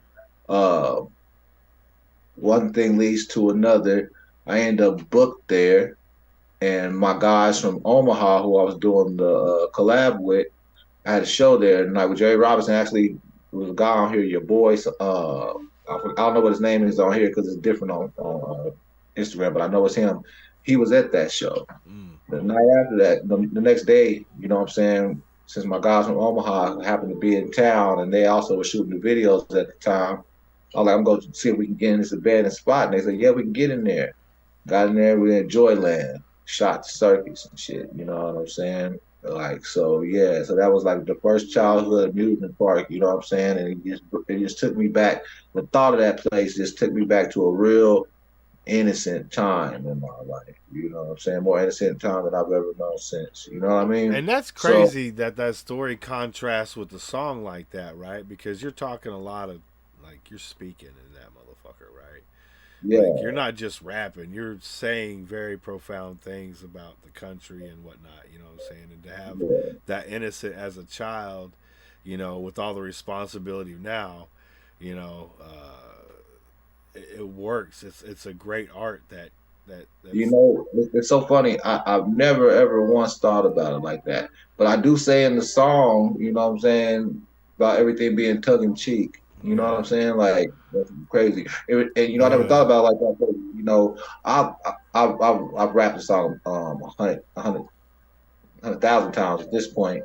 You know what I'm saying? So I'm aware of like the content of it, but I didn't sit down to write a song with a message or no shit like that. I don't sit down with intentions to write anything that comes out of me. You know what I'm saying? Yeah. So like, that song is just that's like almost like icing on the cake. It just happens to be a dope ass song. Look, I could be with that beat the way that it is and that hook the way that it is. I could have got on there and just said the ABCs and that motherfucker gonna smack. You know what I'm saying? Facts. So all that extra decorative language and all that shit was just like, wow, it is one of my best one of my best pieces of work. You know what I'm saying?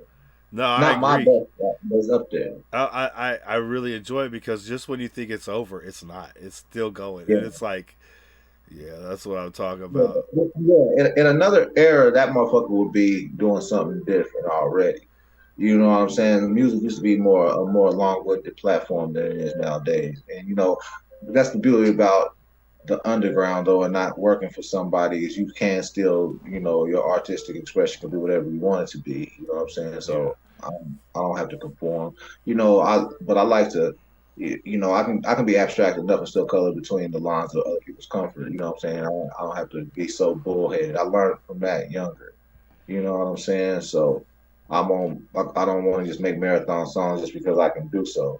As a matter of fact, I wish I would have known that when I was younger, because shit, I got songs that are 2 or 3 of these guys' songs from my youth. You know what I'm saying? I could have broke them shits up and had twice the catalog from my childhood and shit. You know what I'm saying? Right. Yeah. Yo, it's 160 bars, but fuck it, I would go. You know what I'm saying? Like, Yeah. You know what I'm saying? You were so just rap happy. You know what I'm saying? but that's the passion within you. You know what I'm saying? That's the true art that's just flowing out. You've been able to corral that art and master that craft. You know, 10,000 hours, right? So you've been able to master that craft and corral yourself and direct your strong points to where you need to, and it's been successful, dude. And it's only going to be more successful. So shout out to you, man. No, I appreciate it, man. It wasn't because I worked at that shit. Like, you know, some people are just born with this natural voice that just sounds good no matter what they say. Like, you know what I'm saying? No, I had to get in the booth and learn my shit. You know what I'm saying? I had to learn my instrument. Yeah. And my instrument happened to be me. You know what I'm saying? Yeah. So, yeah. So I don't claim to just be like this some just natural. I'm pretty good. I've been pretty good since I was pretty young and shit like that. But it's different when you cipher rapping with, you know what I'm saying, at the lunch table. Yeah. You know what I'm saying, rapping at the talent show over somebody's instrumental to getting in that booth with big boys. You know what I'm saying? Like I got ushered in. Like my first album, I'm talking about when I was still in high school, was produced by a guy who has shit more plaques than you would believe. If I told you, you know what I'm saying, just Google Little Ronnie, you know what I'm saying? Like you name a top 10 artist in the last couple of decades, and he's got some production on to somewhere in there, you know what I'm saying? Like, nice. And these guys, you know, he's one of those guys who grew up in the church and shit around. He was around in his whole life, you know what I'm saying? So, you know, I was a guy from around the way who they had just heard about, you know what I'm saying? So I go in there, and I was raw, I was hard, but these dudes were like in comparison trained, you know what I'm saying? Yeah. So I noticed that off the flip too. So I was like, oh, it's all good, you know, it's just time in the gym. Like, I don't think these dudes were formally trained. They just been doing what I've just been doing like this for a long time. Yeah. So I just started recording like it wasn't nothing. Like I got a lot of music from like my teenage years and shit. Like, you know what I'm saying? That it'll surface one day when the time is right. You know? Let me ask you this. If at some point in the future you would like to come on with me and dig through the vault, you know what I'm saying? Dig through the crate, some older work, man, would you be willing to share it with us? You talking about like on this show? Yeah. Look, man, if I was to pull up on you in Sacramento personally, I pull up some files and shit, and we'd go all the way back to, man, I'll take you back to some place you might not even know it was me, or you probably would.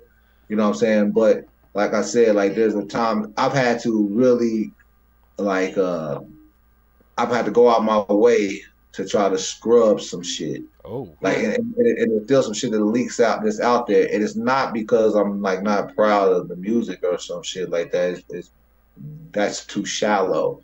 It's just that it's gonna all right. You ever see somebody put together a puzzle face down? No. You ever see that before? Well, there's all right. Well, you know you've seen people. I'm not saying like you necessarily, but the concept of somebody putting together a puzzle is not foreign to you. You know what I'm saying, right? Right. No, but yeah. Yeah, there's certain people who really take that shit very seriously. I'm not one of those people, by the way. I don't have the patience to sit there with that. But I appreciate mastery in all forms, right? Yeah. So there's the phylum of master puzzlers.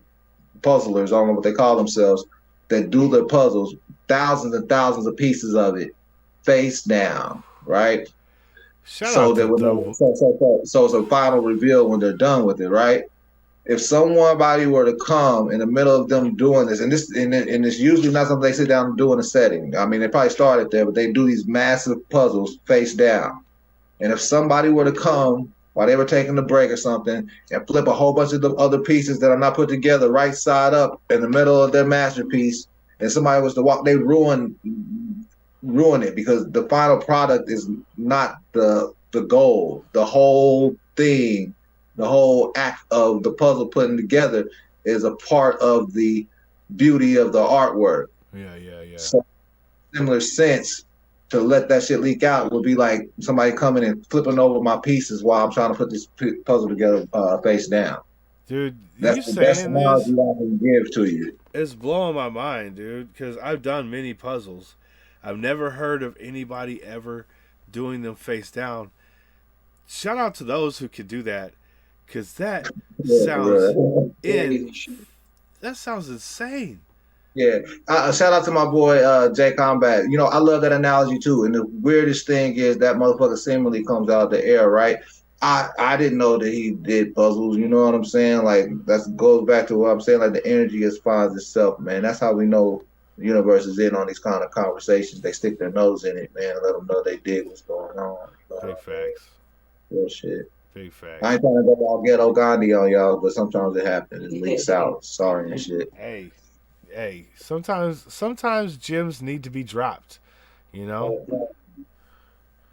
And it's okay, because we are willing to share with those. You know, that's how we build each other up, man. If we ain't listening to other people and only thinking that we know what's best, we ain't getting nowhere. Yeah. But I will say this. I will all that shit to the side. The fact that you give a damn or want to hear, that mean a lot. You know what I'm saying? Like that's the reason I gotta finish this puzzle. You know what I'm saying? I respect that. I respect that. Yeah, nah, man. It's a what people like. What looks like is going on here is, you know what I'm saying, a pursuit of a hip hop dream and a side hustle of a clothing brand or something. But you know, that's a surface level perspective. You know what I'm saying? Yeah. And I can't even really put into words exactly what I'm trying to do. Like I can only break it down analogously, because I get it, but I don't translate it very well very often. You know what I'm saying? But I know that it's something a little different. And I know that for the here and now, and especially people who I end up getting like cool with in these sectors, other professionals that are in, like, you know, my world crosses yours. Like my guy here at home, Ryan Neanderthal, I do his platform. Probably you and his platform are probably the two that I've done the most. You know what I'm saying? And he gets irritated with me because like a lot of my shit's not on Spotify. Like, dude, why don't you just put it out there? First of all, it'll be in my playlist. I can just listen to it. And a lot of people are missing out on it. You know what I'm saying? Like he's got my best interest in heart when he says these things. Yeah. but he doesn't get it. I'm glad you, and he gets it, but he's just a different personality type. But I'm glad that you understand what I'm saying, and it seems to be well received. And because I'm not trying to be like no asshole about this shit. No. There's an artistic vision to everything. So it is not for me to question why you do what you do. But I appreciate the explanation. It was not needed, but it is well received. So shout out to you, and I respect the fuck out of your decision, man. Hell yeah. When the time comes, we'll be able to have more to feast on. You know what I'm saying? Oh yeah, for sure. Yeah. But yeah, man, I done grew a whole lot, but and I was a wild boy, man, but I wasn't too shabby, man. I was pretty good, man. Pretty good for a minute. You know what I'm saying? That's what I'm saying. So if you were to have to choose one weed strain to smoke for the rest of your life, what's that going to be? It's a strand that at least I was told it was called Selma. And that's a very easy answer. And whatever number 2 is very like, you know how it's Mahomes and then the rest of the quarterbacks are like 1, 2, and 3. Like, you know, you can't call Patrick Mahomes the best quarterback in the league. Yeah. Lamar Jackson is the best quarterback in the league because Peyton Manning no count. Whatever this strain of weed they told me it was called Selma. I do recall Googling it and finding something, but I've never seen it again. They don't seem to. They never got it again, and it's magnificent, and it was magnificent the whole time. Like I never like grew that. You know, we smoked about 2 to 3 ounces of that shit, right? You would figure like you know, you figure like by the end of the ounce you would want to switch it up or something a little bit. No, man, I didn't want to smoke nothing else but that shit, bro. I wrote like the first half of 10,000 hours off of that shit. That's what I'm talking about. Well, yeah. But as far as down to earth brands, I like shit that I don't get that often. You know what I'm saying? Like when I find myself in a situation smoking cheetah piss, I'm usually happy. Okay. You know, I never smoked it, but I've seen it. It's pretty good. Yeah, do it. You know what I'm saying? It's one of my favorite. I can tell it's a very strong, right? But it has to be sativa heavy hybrid because you're so sharp. Okay. But you're high as fuck though. I like that. You know, cheetah piss is good. You know what I'm saying?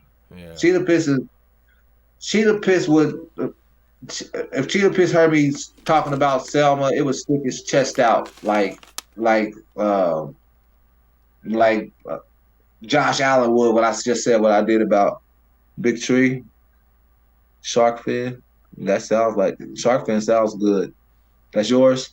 Yeah, I got this half for like $30. Oh damn! See, California's different, man. It's all right.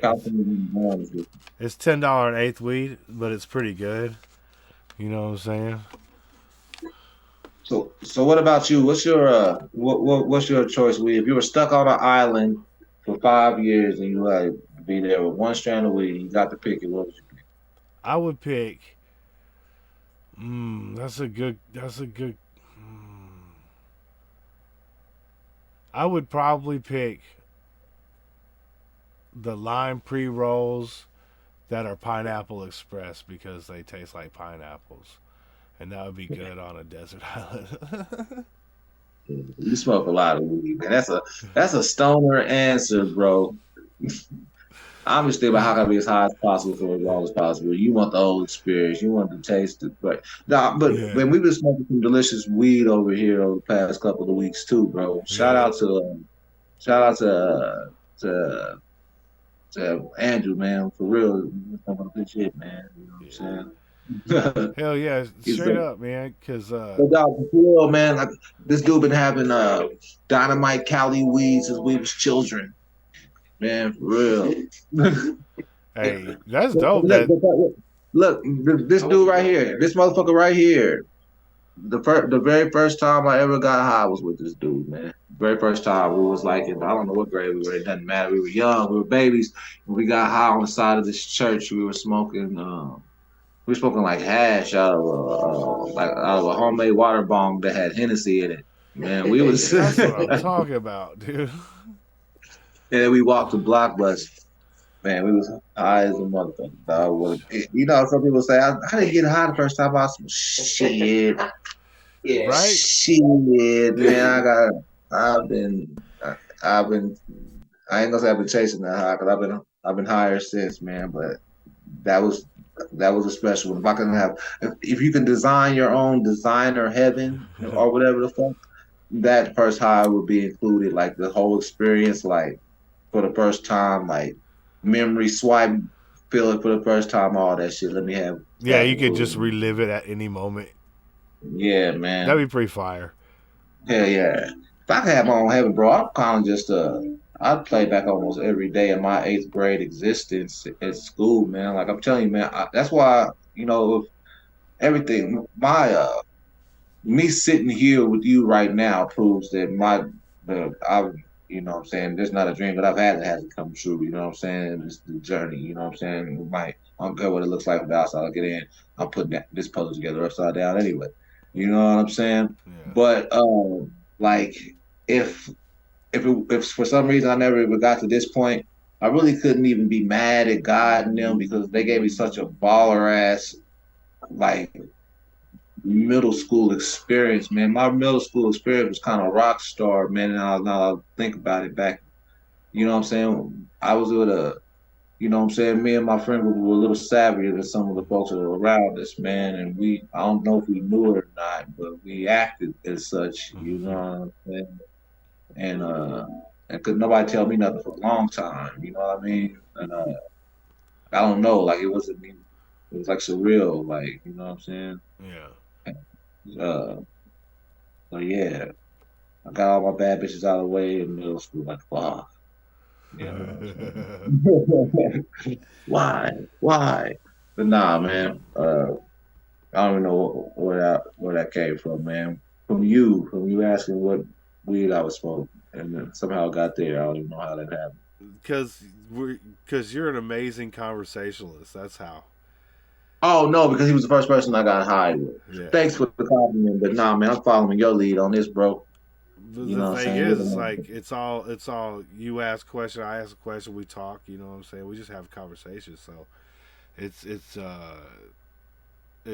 good to have. Look, we've been at it for what? 3 hours, bro. Yeah, man. But you know, it's my kind of content. When I do watch, I don't watch too much micro content on YouTube. When I'm diving in a rabbit hole, man, I need to get lost. You know what I'm saying? When I'll be on my Insomniac Theater shit. I don't like to do a bunch of skipping around. I want to find something I can get all the way wrapped up into. You know what I mean? Yeah. Something brain food. Because it's like, all right, I get what you're saying, but what would be the end solution? That's what I want to. That's what I need to know right now. Why would you do the things you do in order, you know, the way you do them? What's going to be the end result? That's the most important conclusion. So yeah, whether you're yeah, like why do you do the things you do? Well, hopefully to be able to better people's lives. You know what I'm saying? Like, if we could just make one person happy, you know what I'm saying, with the shit that we do, I call that a win, dude. You know? Yeah, man. Yeah, we're winning in a major way, man. Guys like you and me win by default because we got the balls to get up and do it. You know what I'm saying? Dude, you know what you could be doing right now? You could be taking a fucking nap and smoking weed just like you are right now, and that still wouldn't cost you nothing. You know what I'm saying? Right. You know, you put all that shit together. That graphic line, whether you put it together or not, that's your reality right there. You know what I'm saying? Yeah. You know, so big up to you, man. Like, you know, a lot of times, what's that? The old adage that Godhead doesn't see itself, man. You know what I'm saying? So you don't know the influence that you got. There's a lot of people who they know they can drop something and they know they can get a review. You know what I'm saying? You know, from a rapper standpoint, what that means. You know what I'm saying? Like, that's the reason we daydream about shit like that. You know what I'm saying? Well, I'm just happy that I'm able to help people out, and also put people's music on other people's playlists. Because as long as you're not on the radio, you're not getting fucked up. You know what I'm saying? You live in a false reality in that play and on the radio shit. And Yeah, a very wise producer, man. Shout out to Jazz Brewer. Also, in a roundabout way, he's kind of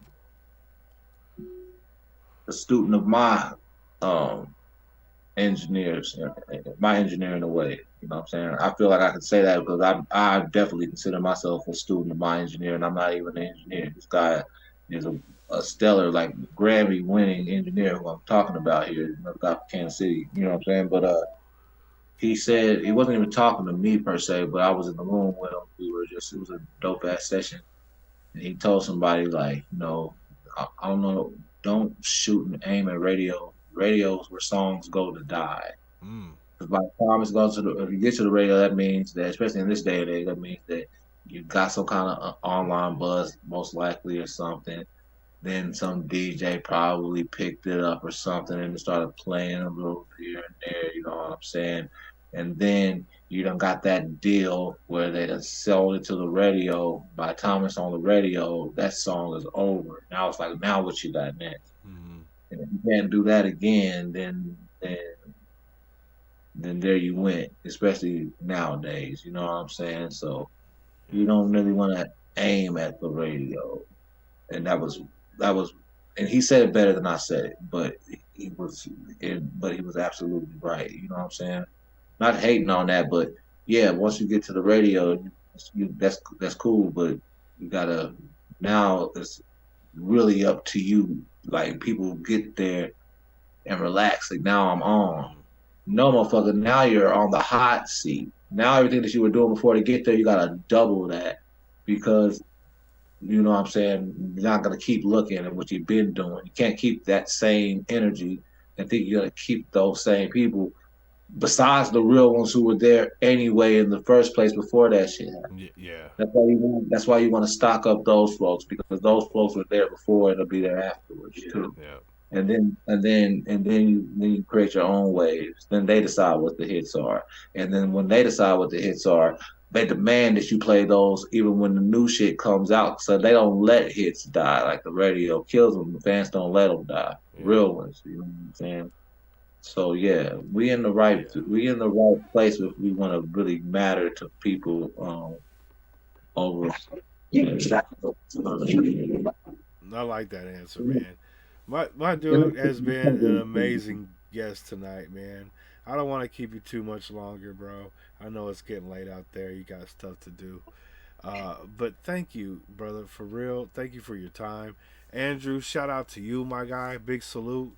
I'll have you guys back on again anytime you want, man. You know the door's always open here for you, man. Oh, yeah, man. It's a lot going on, man. So we'll have reason to chop it up for sure, man.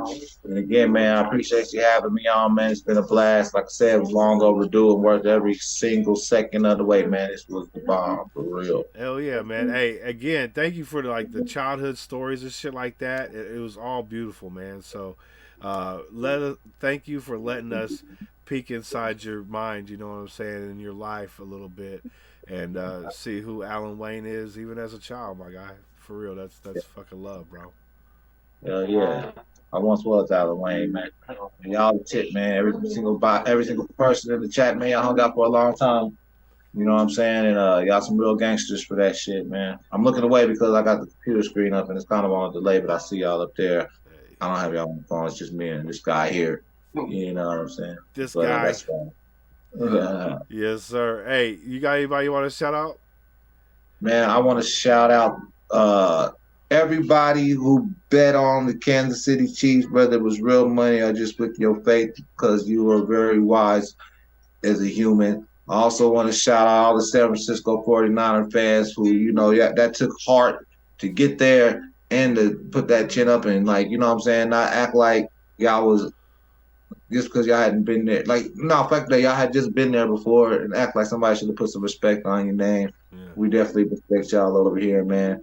Shout out to man, my brother Andrew for making all this shit.